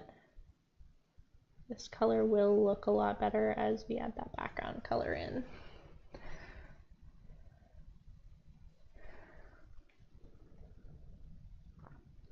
Some people like to start out with the background color for that reason.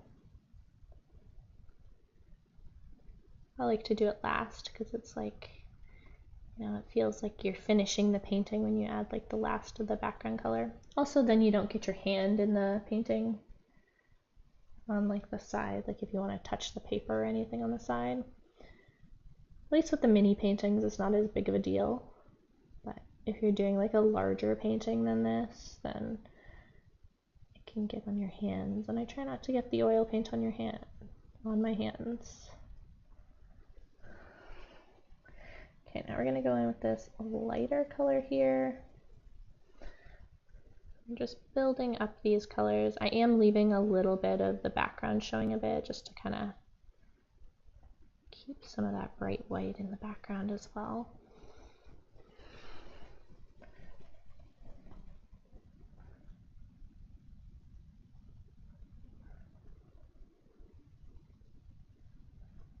Just slowly building up these colors a bit, and then gives it a little bit more dimension that way. I'm going to go back in with the slightly darker color here.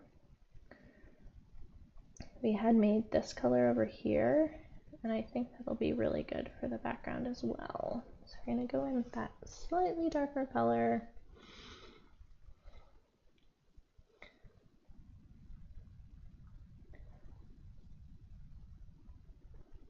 I'll just add a little bit more dimension to the rice.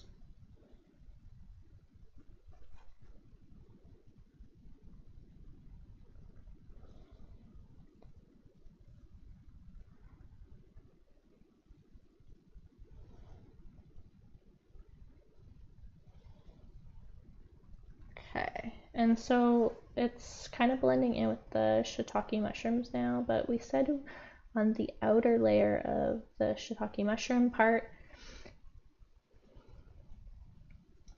Do you know Caesar Santos? It's my favorite. No, I don't actually know what that is. I will have to look that up. Is that like an artist or something?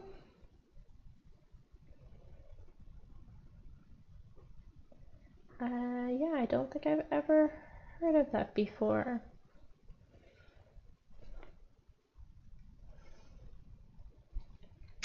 So for this part, I wanted to kind of brighten up the edges a little bit. So I'm going to use this color, this orange that we mixed here.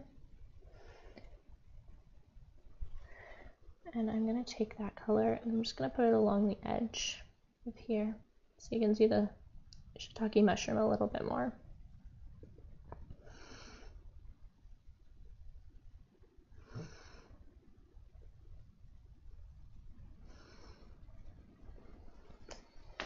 Yes, it's an artist. Okay, I'll definitely have to look them up. I always love discovering new artists. What kind of art do they do? I follow so many like types of artists too. I'm actually a really big fan of like watching like abstract artists and stuff. I think the work that they do is so cool. Abstract art or like the really like painterly style art is really cool. I also do follow a few like realistic painters as well, but I tend to enjoy watching like abstract artists the most. because it's a little bit different than what I do.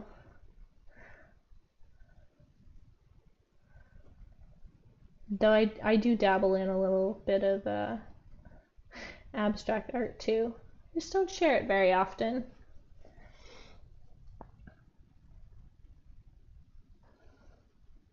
Okay, it's looking pretty good. And I changed the color of that a little bit with that like orangish kind of tone here. And it really kind of separated it the way that we wanted. Gave us the exact color that we wanted. Yeah, that's looking cute.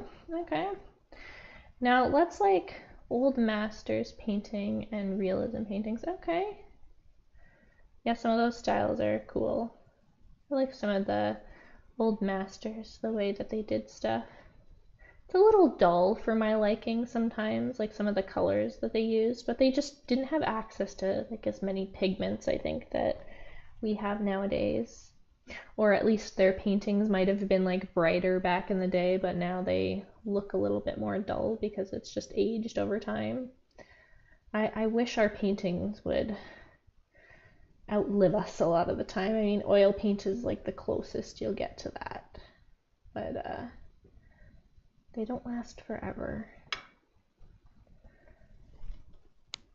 Okay, yeah, we'll start adding the seeds in. So I'm gonna start with this color here, and that'll be like our main seed color, I think.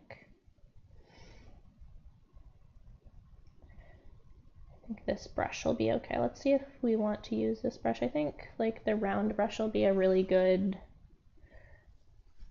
size for the seeds on the top area.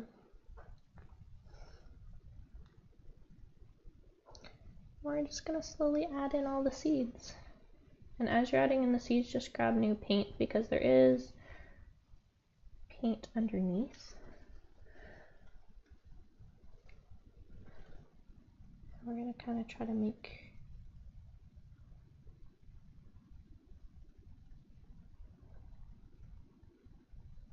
the seed shapes as best that we can. We'll go back in and like add more too.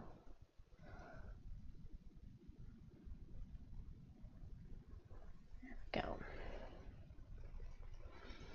Nice thick seeds.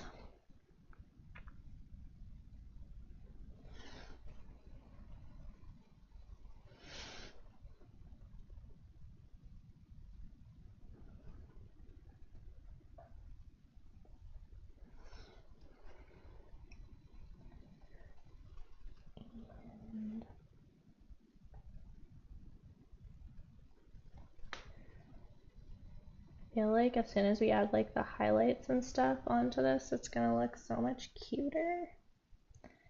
All the seeds and like the highlights onto this top section. That's like my favorite part, is adding all of the highlights onto a painting. It just like brings it together and makes it look so nice. So these are sesame seeds. I just love sesame seeds on my sushi. It tastes so good. It's 12 o'clock here. See if we can actually get this painting done in an hour, because I plan on doing these normally in less than 3 hours, because I don't want to make these tutorials like too long for you guys. So hopefully we can finish it. I don't have too much more to do. It shouldn't take us another hour to finish this.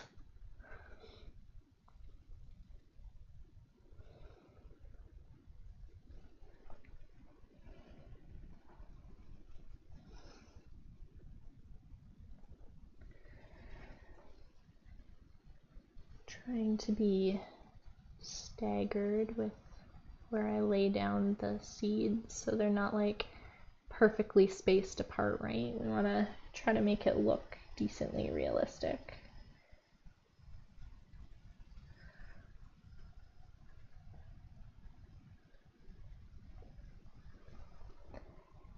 Oh, the seeds look so cute.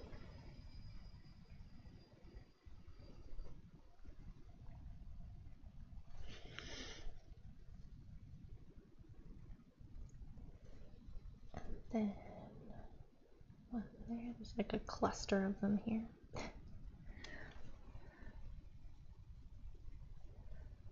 And then we've also put one up here.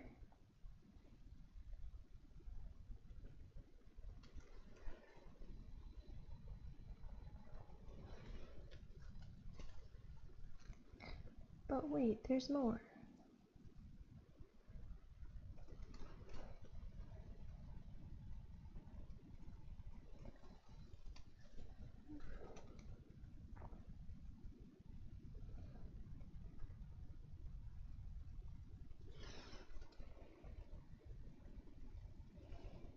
I'm like really globbing them on here using like really gentle brush strokes. So just as you're putting them on, like keep your strokes really gentle so then you're not smudging the paint underneath. And that's why we put the bottom layer on like pretty thin while we were painting. If you put on too much paint to start, then you end up with kind of a muddy mess. That's why I paint a little bit in layers when I'm painting alla prima. And alla prima just means like all in one go.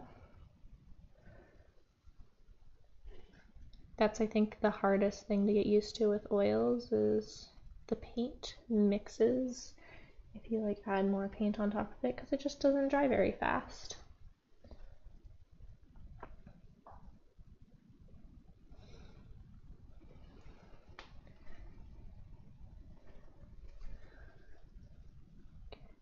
One right there. I'm not actually matching it exactly to the reference photo. I'm just kind of like putting them where I think will look nice.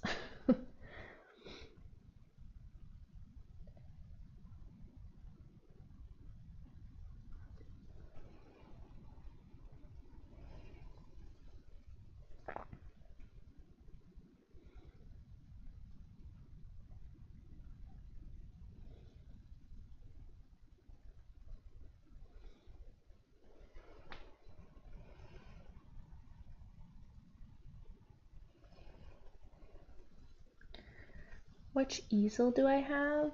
I have a really massive easel, which is probably unnecessary for like such a tiny painting.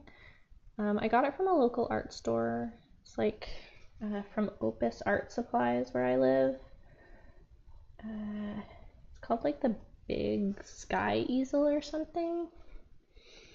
I mean, I'm sure that there's other companies that sell easels kind of similar to this one. This one's like a really massive one, so like I feel like I probably could have went with a smaller one for like my mini paintings and stuff, but I wanted to do like bigger paintings at the start, but then I fell in love with like painting like really mini things, so I would definitely choose a different easel now than when I first bought this one. Just because I like my mini paintings so much. But it is a nice easel. I don't mind it. I cut like this board that I have that I'm painting on is just I cut a piece of like MDF from like the hardware store. So I cut it to like I think it's like 12 by 12 is what I cut it. And it's perfect to put like my paper on.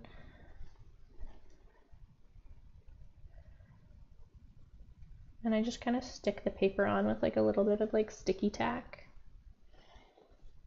And I find that's enough.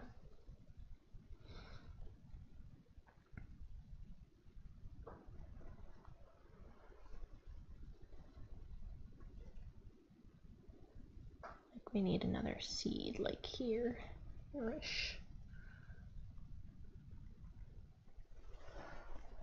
There we go. Those seeds look pretty good.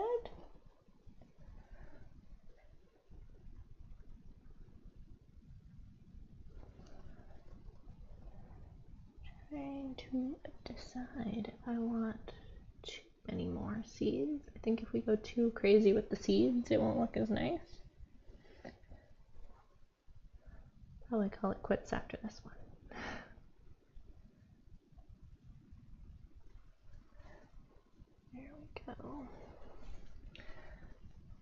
And then we will add a little bit of shadows to them. So I'm going to use a little bit of this kind of darker color here. We're going to start adding shadows onto them.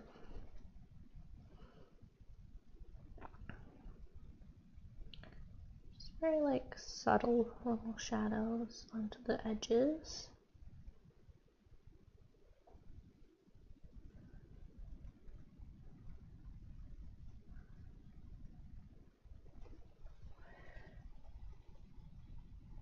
Oh, the sun is coming out.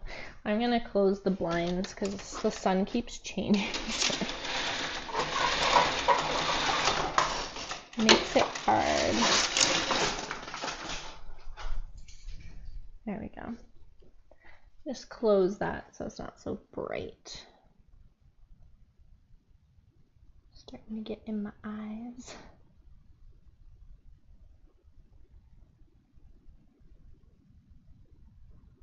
You don't have to add the shadows, but I find like adding the shadows just adds like just a little bit more depth to the painting.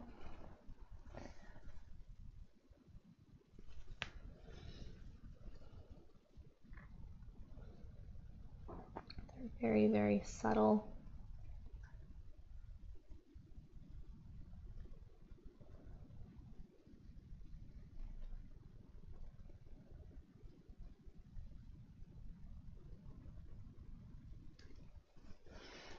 There, that's looking pretty good.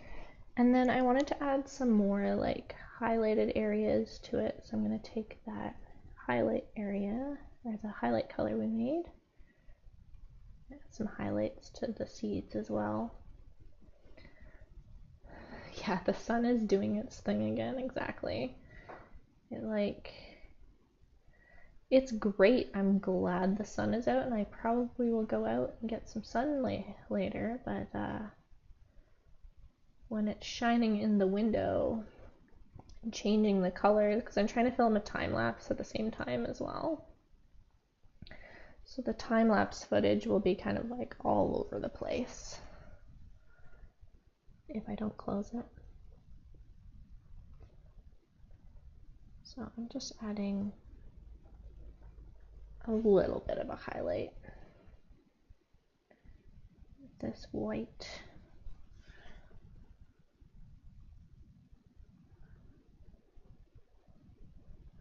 And the sun is coming, or the light is coming from this direction, shining this way on it. So I'm trying to put the shadows kind of on the back and then the lighter colors on the front.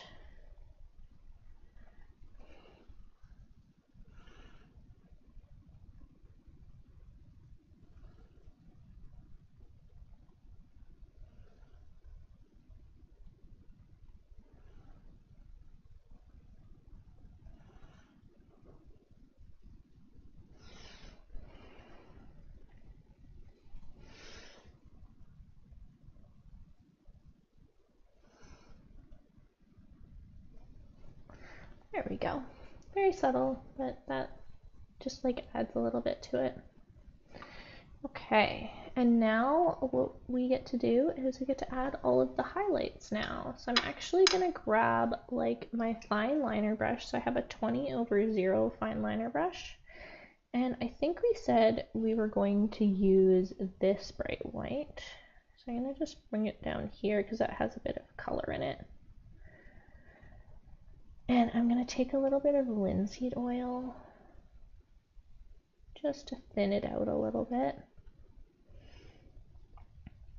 And we're going to be very careful while we're adding the highlights that we don't add too many, or too many like thick pieces of highlights, because there's not a ton of like thick highlight spots like in the actual like eggplant part. So I'm going to add like little highlights around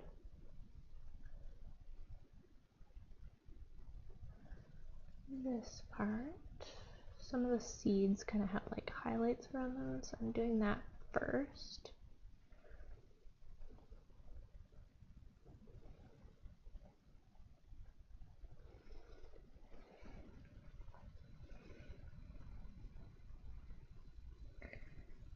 Just keep dipping back in so you have like the nice bright white on your brush.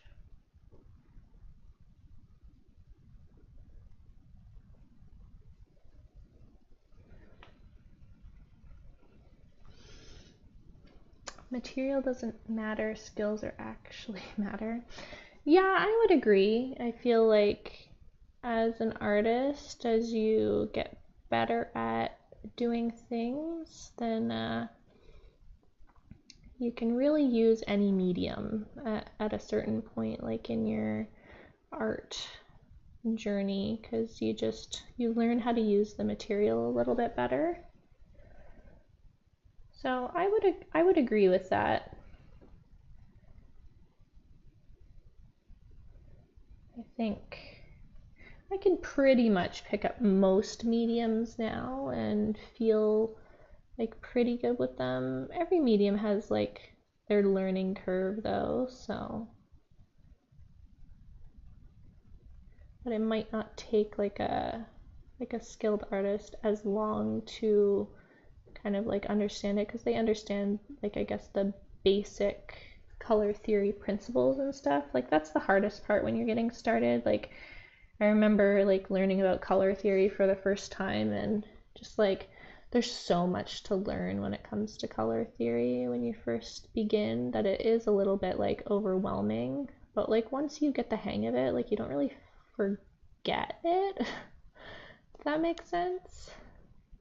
So it's like over time you can just like use those skills that you've built up with different mediums that you end up picking up and trying.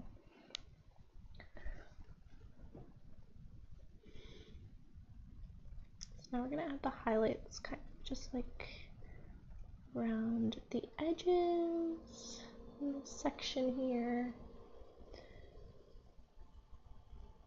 See how the highlights like really do like add quite a bit to the painting though? Like you start to see a bit more dimension and everything. I love how the highlights really bring everything to life.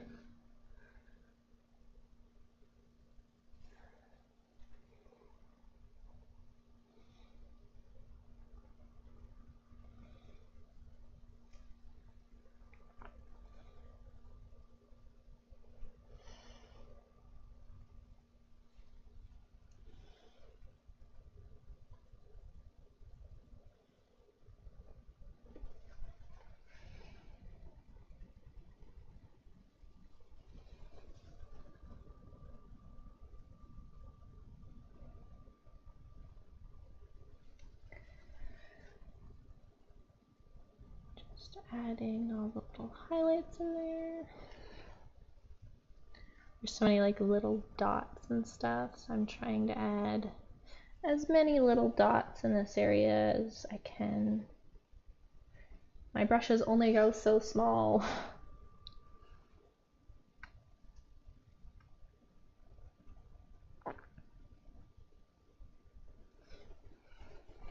That's coming together there, like that, yeah. And so I actually want to add a little bit of highlight kind of around the edges too. We might add a bit more highlight in after we add the blue background as well. Like sometimes I like to come back in and see if we need any highlights around the edges, because we might cover up a little bit of this as we're adding the background color. So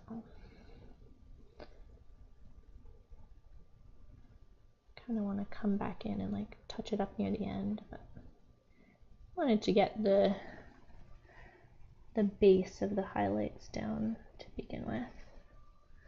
But color is secondary, drawing fundamental, principle is primary.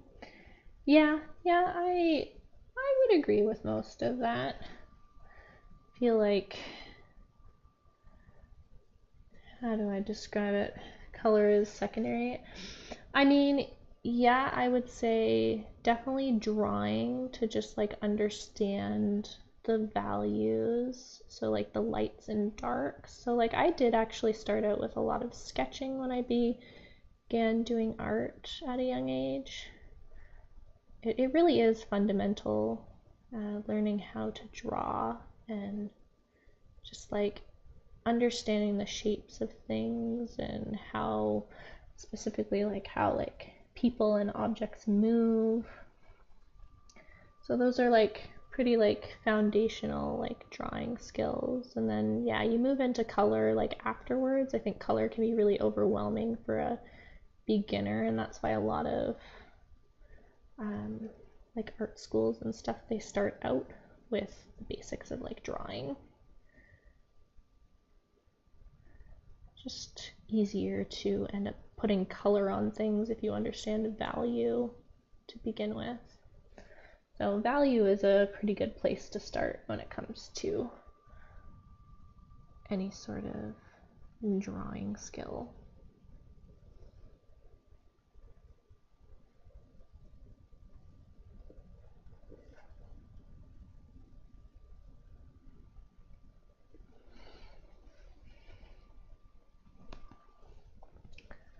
I'm almost happy with like how the highlights are now. Like we're getting there. Like I said, we can always come back in kind of at the end after we've got like the background in and stuff and add more if we'd like. But I will put the brush to the side. So I also want to get in this area here. I said I was going to make it like more purpley because I think that'll be nice. Obviously it's seaweed and like it's not actually purple in real life. It's more of like a greenish tone, but I just think the purple will look really nice and funky. Slight difference. We could add a little bit of green in there, but I think the purple will be really nice. I'm gonna be a little bit careful around the seed there that I made. Don't want too much white in this area.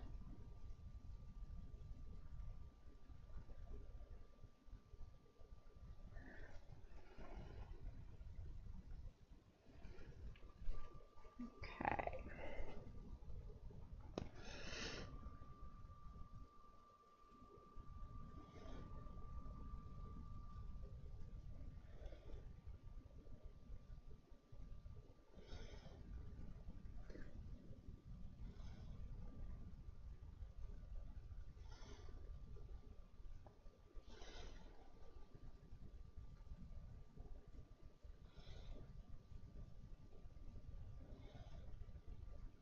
Step back to see how the shape is looking on that. I feel like the shape's pretty good on that.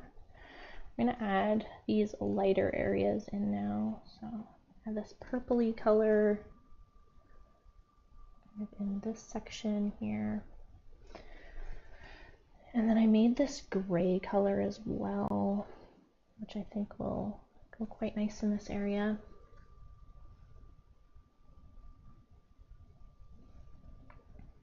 It's kind of the texture going on.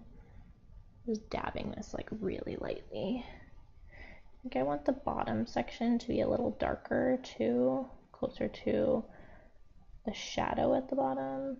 So I'm going to take this and just make sure I put like a nice thick layer on that section. It's a little darker. It's like a little bit lighter in this middle section, and then it goes a little darker. There we go. So yeah, we're just kind of doing, I can move the arrow, how we're doing this area here. Forgot to move the arrow there for a bit. I'm gonna go in with my round brush. Actually, I'm gonna grab this guy here. I have a 10/0 like liner brush, and I'm gonna go in with the purple with that just to add, so we're adding a little bit of the seaweed on this bottom section here. So we're going in just with the liner brush just to add more of that detail.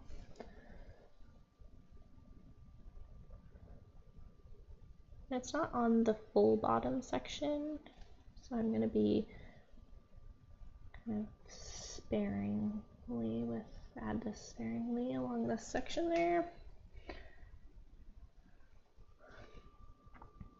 A bit more over in this side.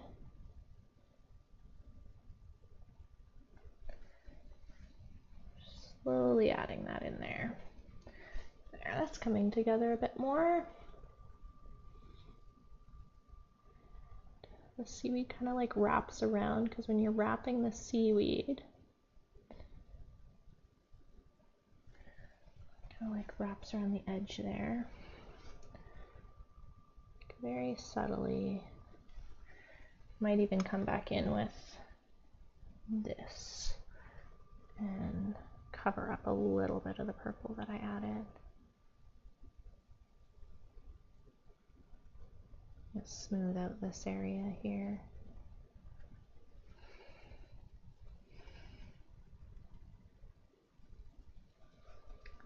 Fundamentals have influenced my drawing a lot. Yeah, exactly. The fundamentals are really important. I feel like with anything that you do, you really want to study the fundamentals. So it kind of goes with like any new thing that you're doing. It's important to really practice those basic fundamental skills first before you move on. So then you don't end up having as many challenges down the road. Because some artists kind of, you know, they skip those fundamental steps at the start, especially when you're like self-taught and you don't go to school. It can be easy to kind of just ignore it for a while. But if you ignore it too long, then you end up kind of getting stuck in the middle and then having to go back to it anyway.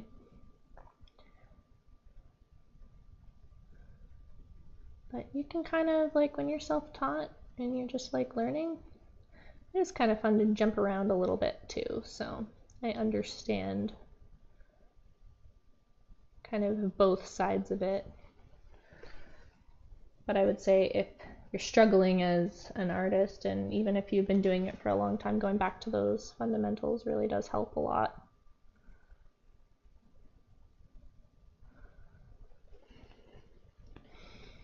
I'm just adding in more of the white around those edges there. Yeah, that's looking pretty good. It's kind of like the grayish white that we made there.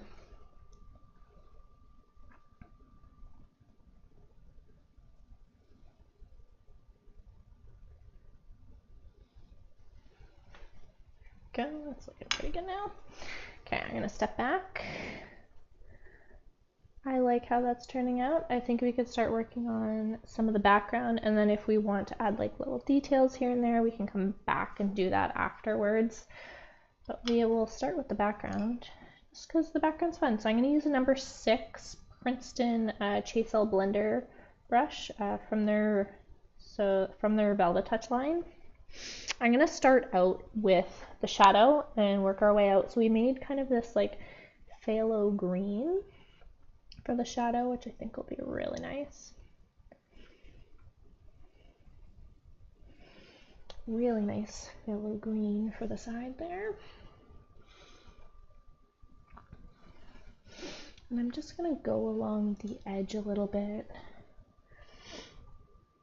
Shadow doesn't need to be like exactly like the reference, but decently close. So we're going in with a darker color. It's like a darker bluish color. Actually blend it up into there a little bit. And then we're going to go in with this slightly brighter one that we made as well and go into this area a bit. Just because there's almost like 2 shadows in there.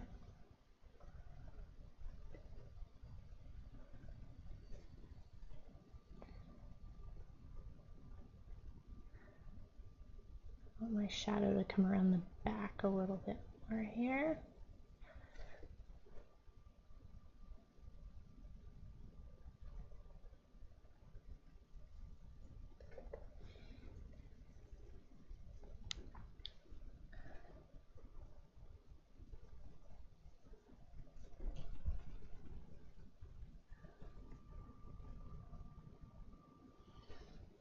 Okay, and then we're gonna also blend this out kind of at the end, so don't worry too much about blending it yet.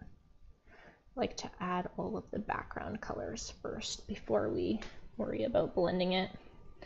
So I'm gonna kind of clean this off a little bit, and then we're gonna go into this like darker color. I'm gonna go in with, I think, this color next on our palette. Should be a nice transition between this kind of like greenish color.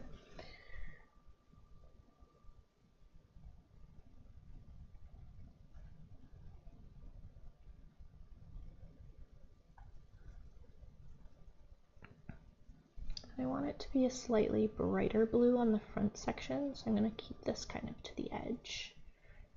Because I want it to be like darker back here, like a darker blue, and then like a lighter blue on the front. So that's what we're going for.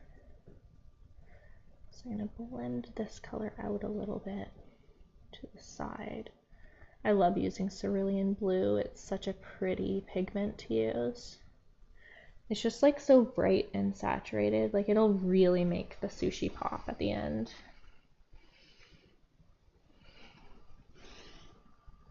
That's another thing, like setting up painting and learning about color theory. Another part of color theory I really like is learning about like contrasting colors, because it can really help. Like I did a lot of design courses, and in the design courses that I took, it talked a lot about colors and how they play well with each other, and like what kind of mood it will set when you add certain colors, because each color has like its own like mood that it gives off. So learning about like colors and the different moods that they have is like a really cool thing to learn about. So we're going to go with a slightly darker color in the back here, a slightly darker blue, as we get further to the back. Don't worry too much about the shadow. Like I said, we're going to go back in and like blend the shadow afterwards.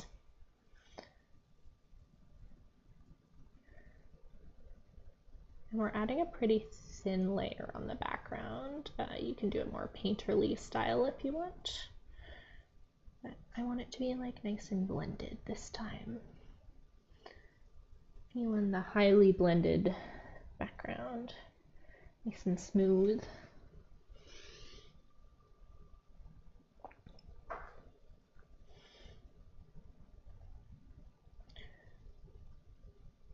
This is great.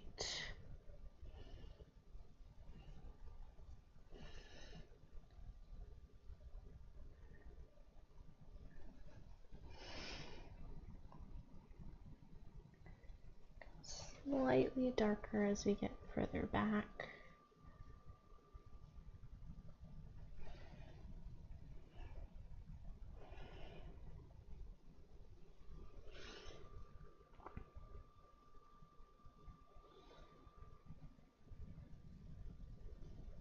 Just being careful as we add the colors in the background here.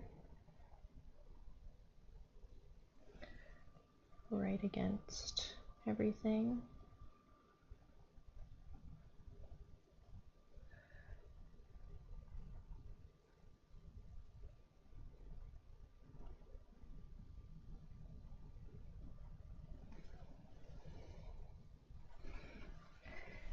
And then we've got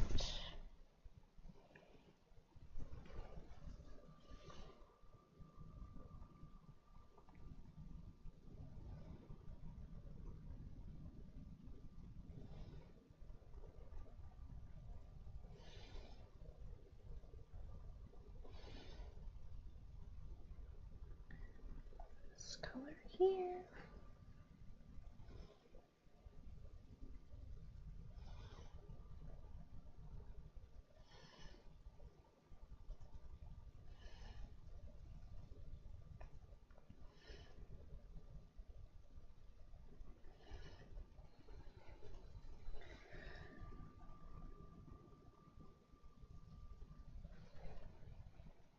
So I go further back, I'm going to put this kind of like a bluish color in it, the darker blue color.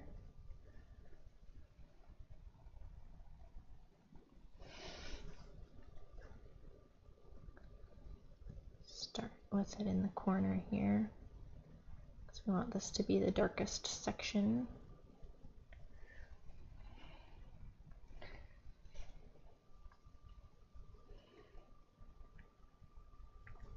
I kind of just like added the background in with Photoshop. I kind of added like a blue background in.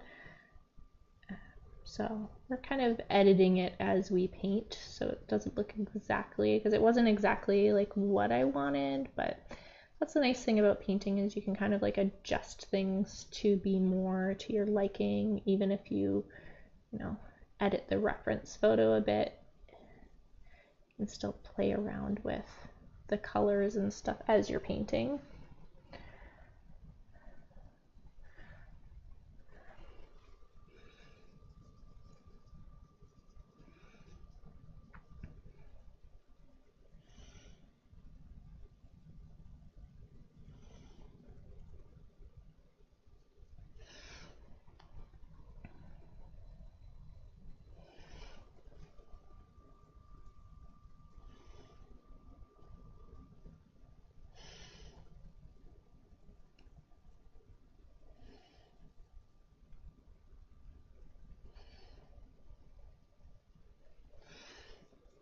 And that's blending out pretty good. That's like what we're looking for. So I'm just kind of blending between the colors now.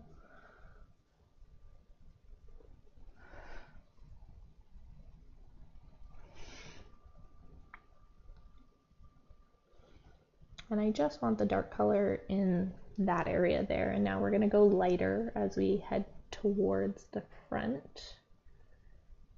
We're just going to be careful, like I said, as we go around the sushi.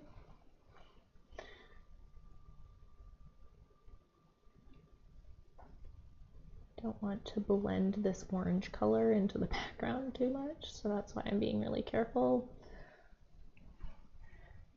Because orange and blue will not be very nice blended together. It'll kind of lower the saturation and really make the blue look muddy because they're contrasting colors. And contrasting colors, what they are, so if you looked at like a color wheel, they are opposite on the color wheel to each other. So the basic color wheel is, you know, like red, orange, yellow, green, blue, and then purple.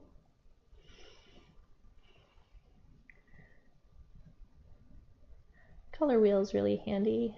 A lot of beginners like to have them kind of like sitting, you know, beside their painting as they're doing stuff, so they can, you know, see all of the colors, and it makes it a little easier for blending colors too, like when you're learning how to mix colors if you have a color wheel.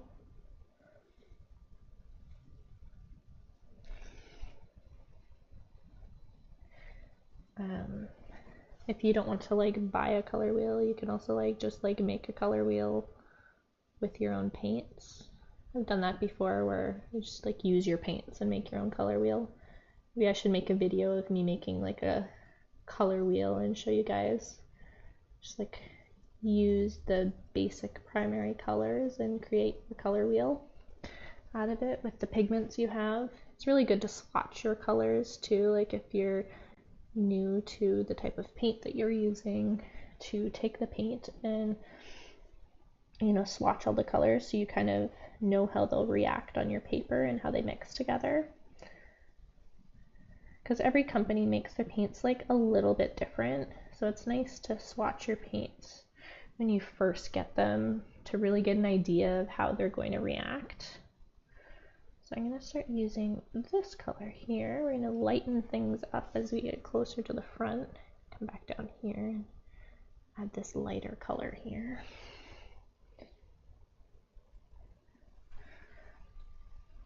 And then this brighter color is going to be right near the front.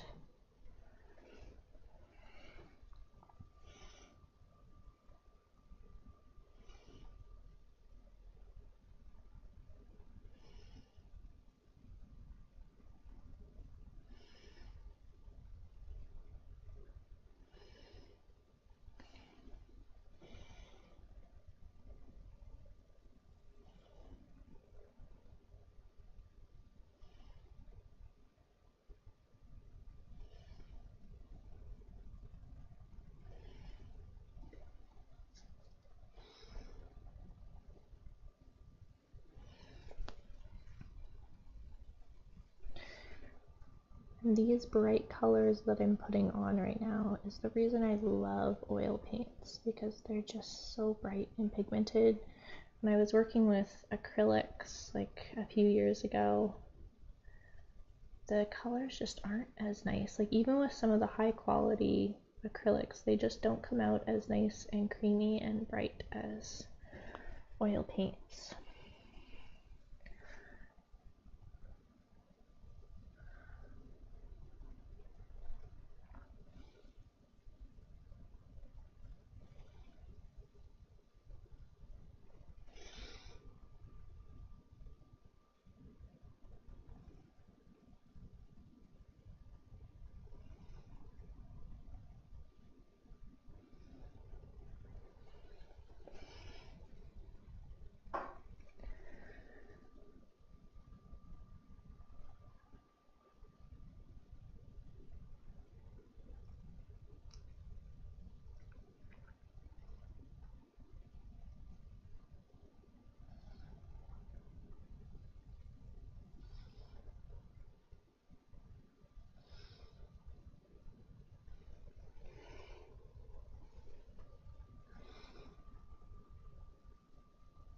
Trying to blend it out here. This is why we make a lot of transition colors, because then we end up having a really nice kind of tint going on here as we go down to the white.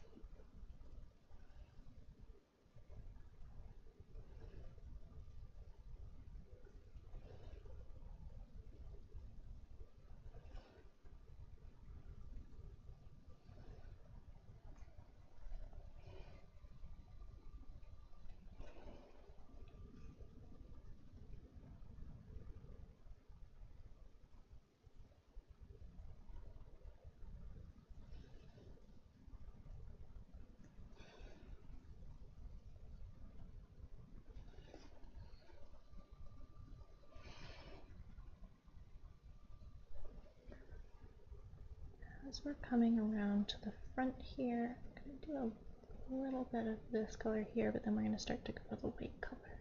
I want this bright blue really close to the sushi, and then we'll start adding the white.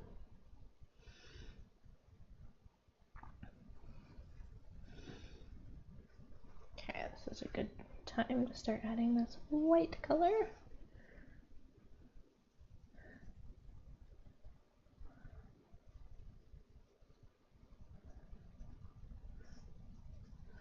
I'd actually dab off some of the other blue so we can really get into this color here.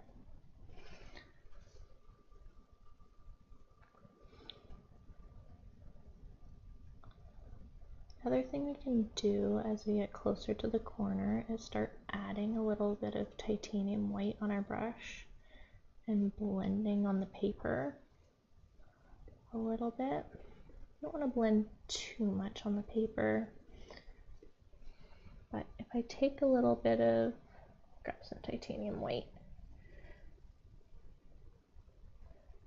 start adding a little bit more of titanium white to it as we get closer to the edge.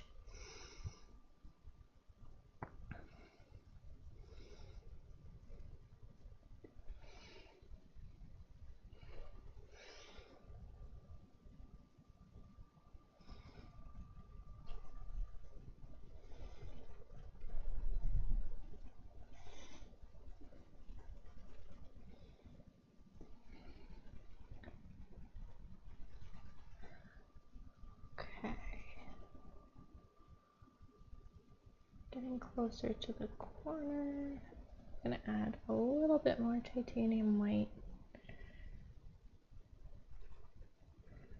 slowly working our way. Yeah, it's slowly coming along over here. I'm gonna add a few more details to the actual sushi afterwards. After we get this background blended. Now, I like to go in after I get kind of these base layers done. I have this little blender brush. This one is called Mini Mop Brush. They make them from Princeton. I think a few other brands have them too.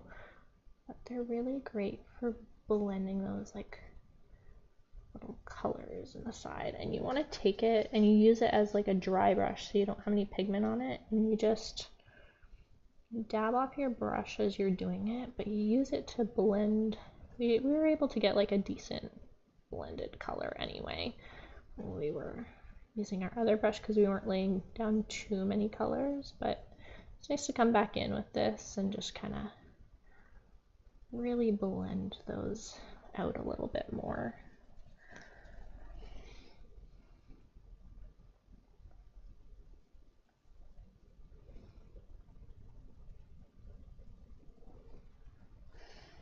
And I'm just dabbing it off in between just to rub off the extra pigment that's on it. Really handy brush to have. This little mini mop brush. Come back over here and dab it off as we go into the next color.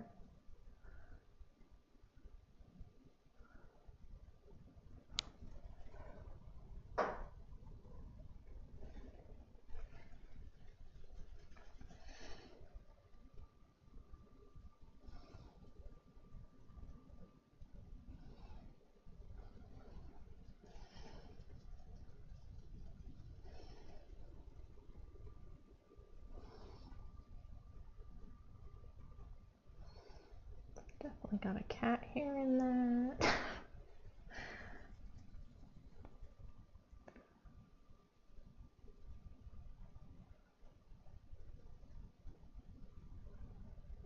And so we'll go back into the sushi soon and we'll just like touch up some of the edges.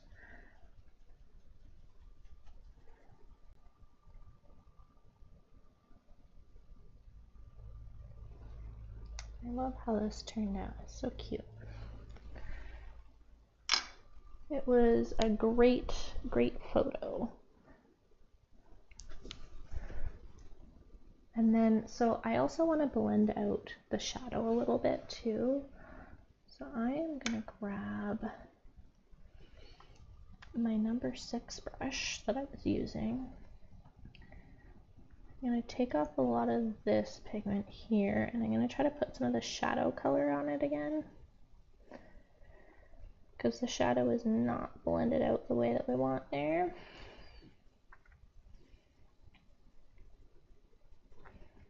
Just taking that extra pigment off there. I might even flip my cloth. This is just like an old cut up towel, if you were wondering. It's like an old cut up towel.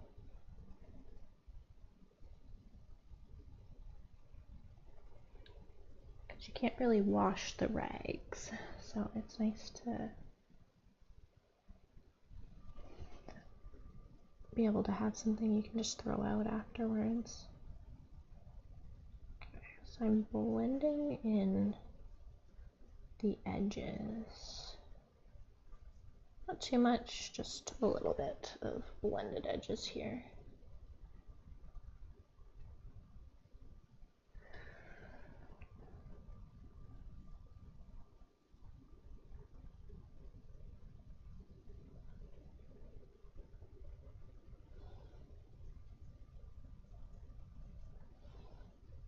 Like I said, it doesn't need to be perfect, just we're going to bring some of this kind of color up into the front here too, just to add a little bit of shadow in these front areas. I don't really want a lot of shadow up here. We're going to bring the turquoise color up into that area a bit.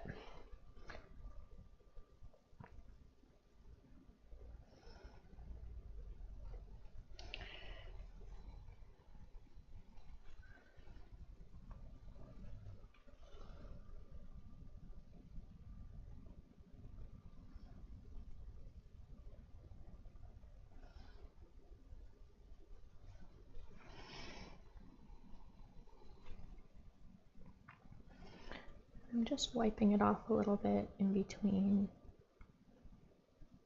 painting. And then I've also got a bit of a shadow here.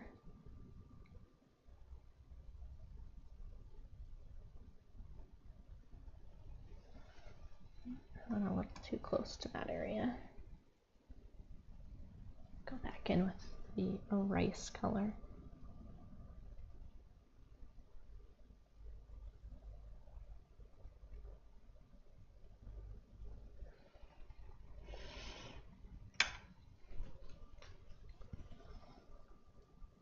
But that looks pretty good. That's pretty accurate to what we want. Now I want to go back up into the highlight areas at the top. And I'm going to add some highlights along the edges where the sushi and the blue meet.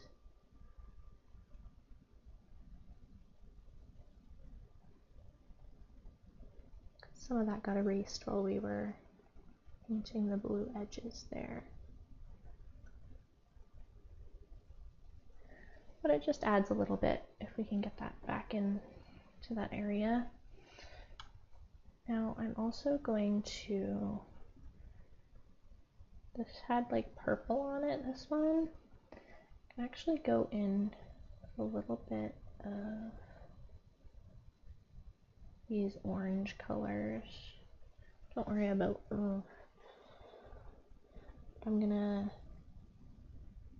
I want this to be like more jagged and like less perfect in this area here.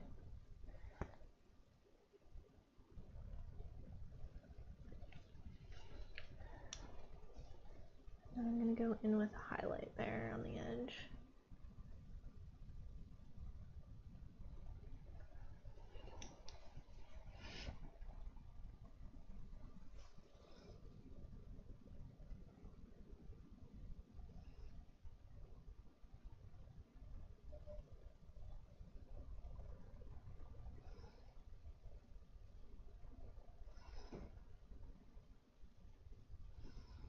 Just adding a little extra color in here.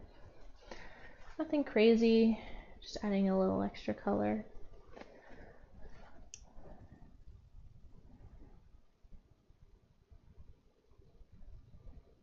And then we will, I want to add a bit more highlight into the seaweed on the side. So I'm going to actually use a little bit of this like brownish color, brownish white. And I'm going to use that for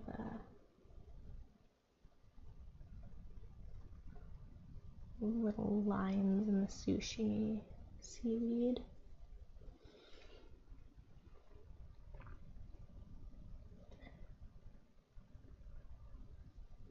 I'll just give it a little bit more texture because it looks a little blah right now, texture-wise. I'm also going to come in with a little bit of the deep green to add a little bit of green into it. I don't want to go crazy with the green, but I just feel like it needs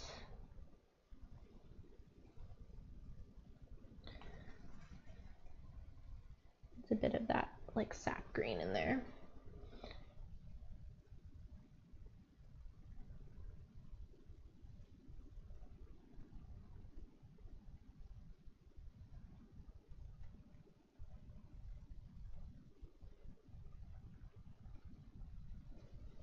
And then I'm also going to grab this one, this brush here again. I'm just going to clean it off and I'm going to add some of those purples back in. So right now we're just adding like, we're kind of like pushing the value of different areas of the painting until we get it the way that we want. So I'm grabbing this purple up here and I want to push the values a little darker over here. I'm going to bring that darker color down a little bit, especially around here because it's in like a shadow area. Just felt like it was too bright. I'm going to bring that shadow down a little bit.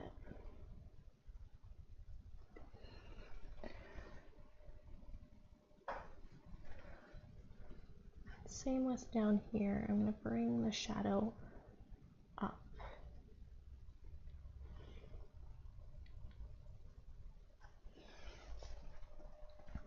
It's going to add like just a little bit of texture into this section.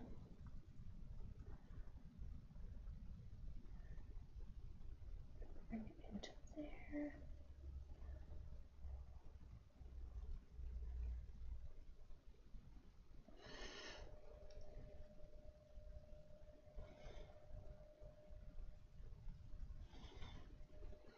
There we go. That looks pretty good. I'm going to bring this purple into the shiitake mushrooms over here a little bit more.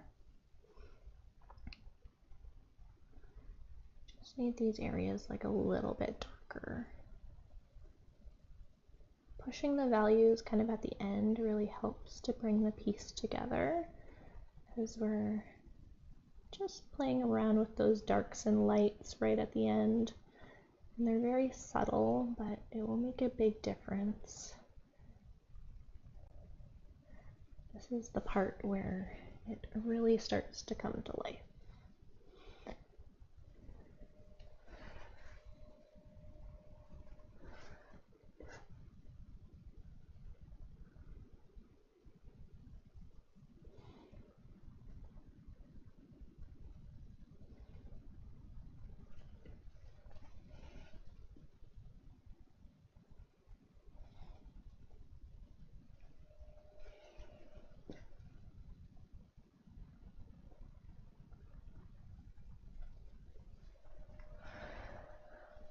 And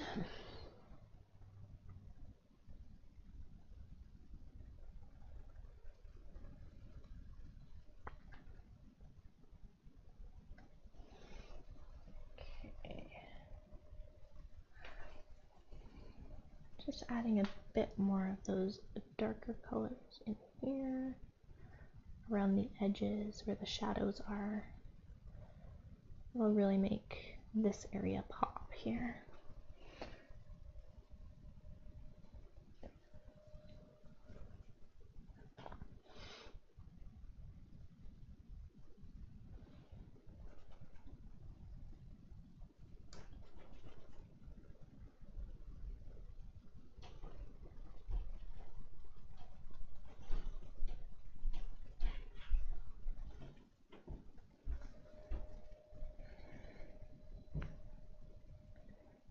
We're like so close to being done. I promise.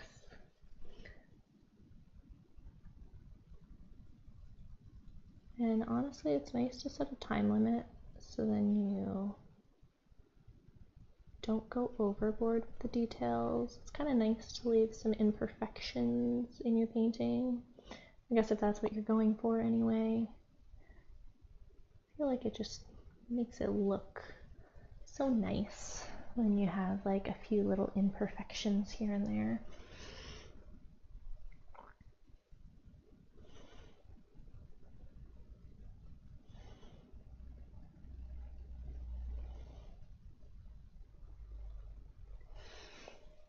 I'm going to add some darker areas into this bottom section because we kind of lightened it up when we added the blue, but I want a little bit of the seaweed kind of peeking through.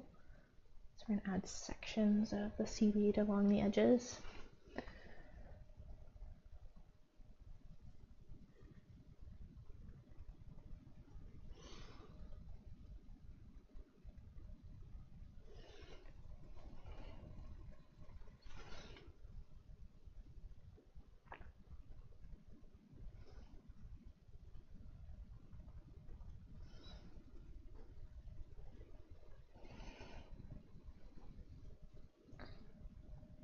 Go.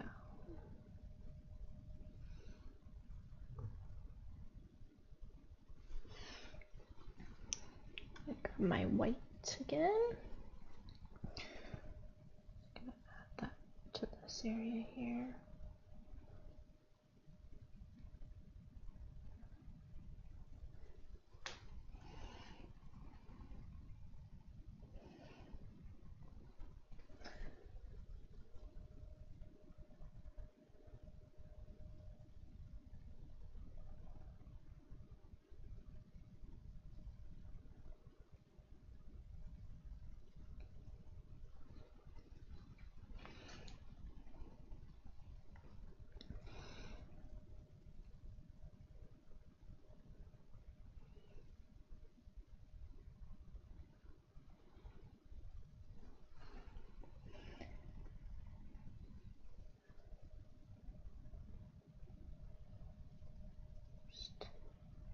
Touch up the tofu here and add a little bit of yellowish to that area.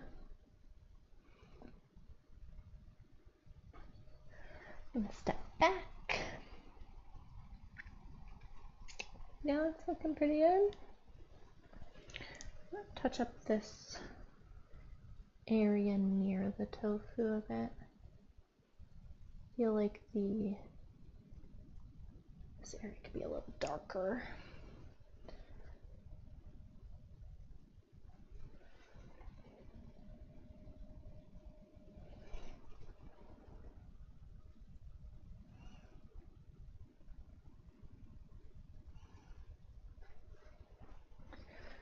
There, that's looking a bit better. Adding a little bit of this orange color to the side of the tofu. We're adding like shadows to the tofu.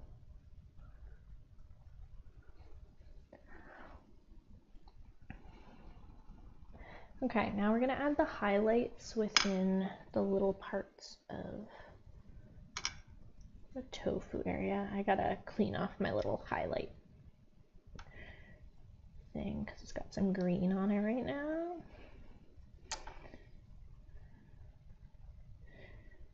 At least these tiny brushes are really easy to clean off with a little bit of the oil. Actually getting low on oil, I gotta go fill it up soon.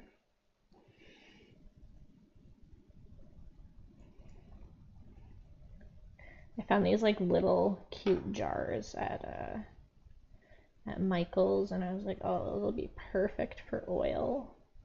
Because it's like the dirty oil that I'm like cleaning my brushes off, so I don't want to dip my brush into all of the clean oil that I have. So it's nice to have like the little containers on the side you can close up after a painting session. Okay, so we're going to use this white here for the highlights. And this is for the highlights that's kind of all around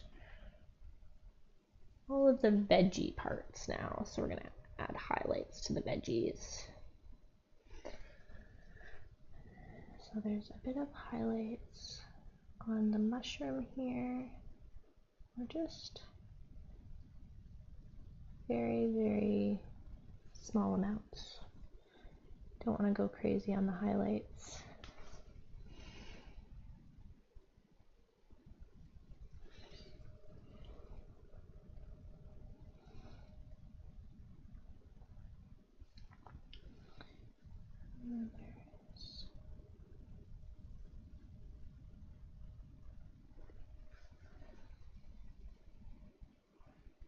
Do some sweet potato highlights here.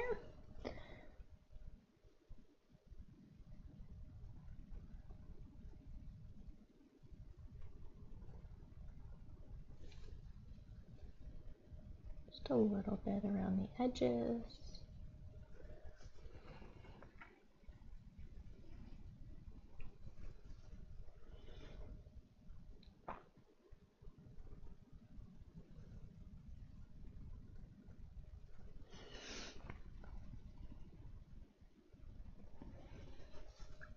And you want to keep dipping your brush in just so it's the highlights stay very fresh and clean if you can.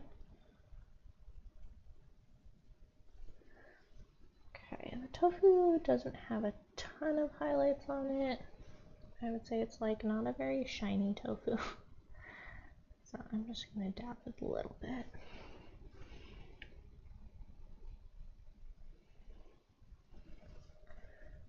And then we've got some highlights on the cucumber here.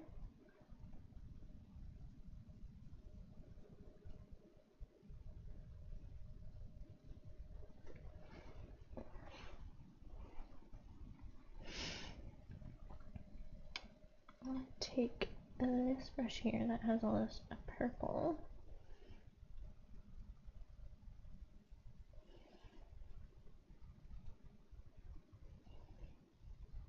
Mixing up kind of a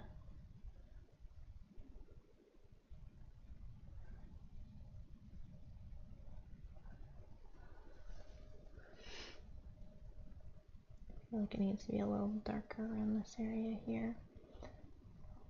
Blend it out a bit.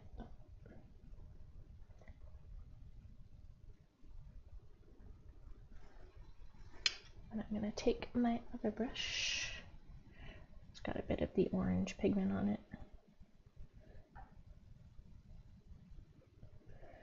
And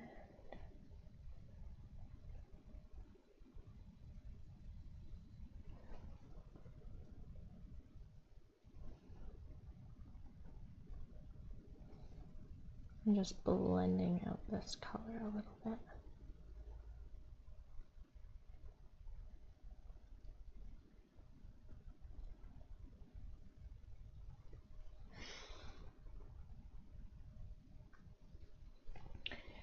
And then we're going to take this bright white highlight that we made. We're going to go with the bright white into the rice a little bit. We're going to do pretty like thick little highlight globs in here, and that'll make the rice like a little shiny.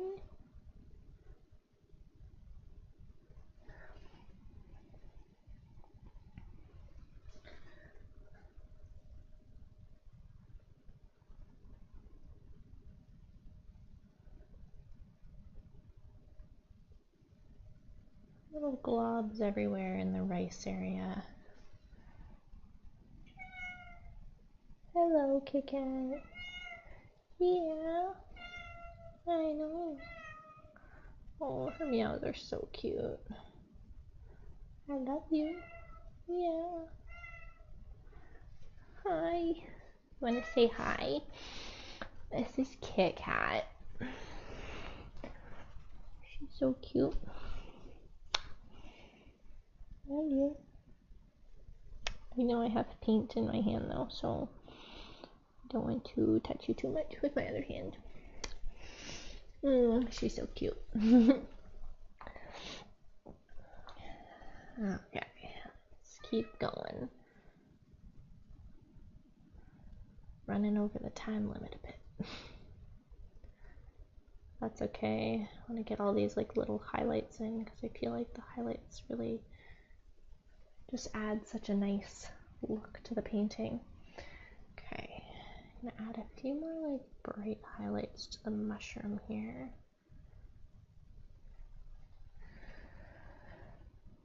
And do we want to add any more highlights to anywhere else? Probably add like maybe a few more here, but I want to be kind of like sparing with the highlights.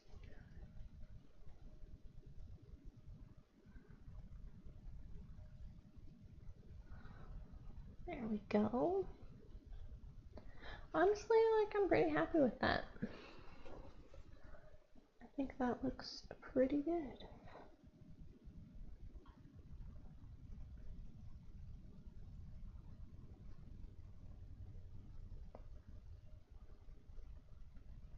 Right now I'm just adding in a little bit of the reflections in this area.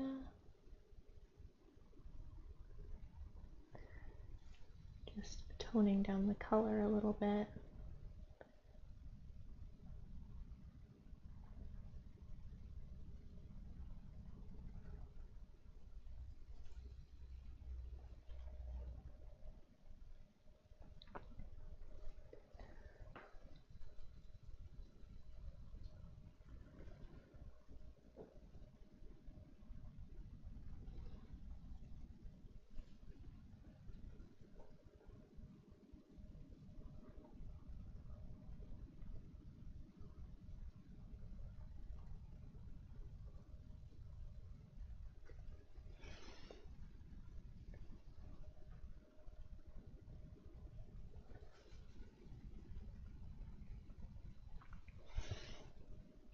add a few more bright highlights over here.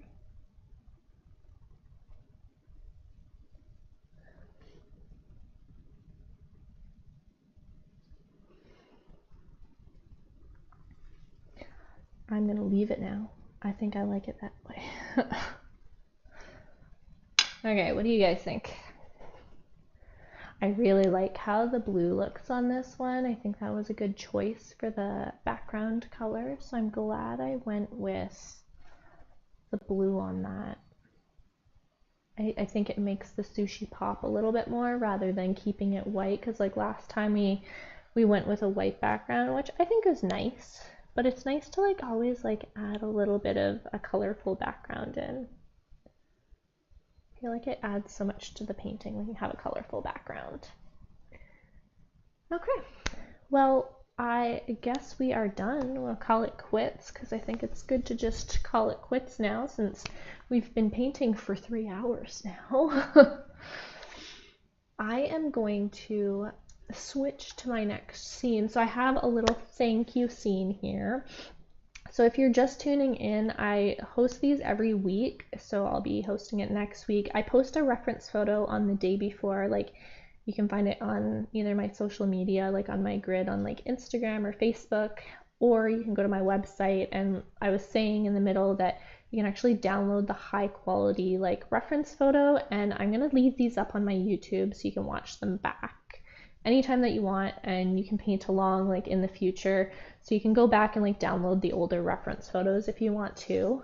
And yeah, so this is kind of like, make sure that if you do try it out that you tag me on social media at Meg and Josol Art, and then use the hashtag mini paint challenge, and then you can see other people's little paintings that they've done for the challenge too. I've got like quite a few people that have joined in and like tried them now, which is like, it's so nice to see your stuff, and I'll like repost them on my stories, and I just love seeing your guys' like take on it because everyone has their own little like art style, so it's fun to play around with that. And if you're new here, make sure you subscribe to the channel so then you get notified. Make sure you like put the little notification thing so you get notified like when I'm going live on YouTube. But I do this every week, 10 a.m. PST, and then try to end around 1. So I think we did pretty good. We had a 3-hour stream today. But thank you guys for watching, hanging out with me and painting, and I will see you guys next week. So have a good day, guys. Bye.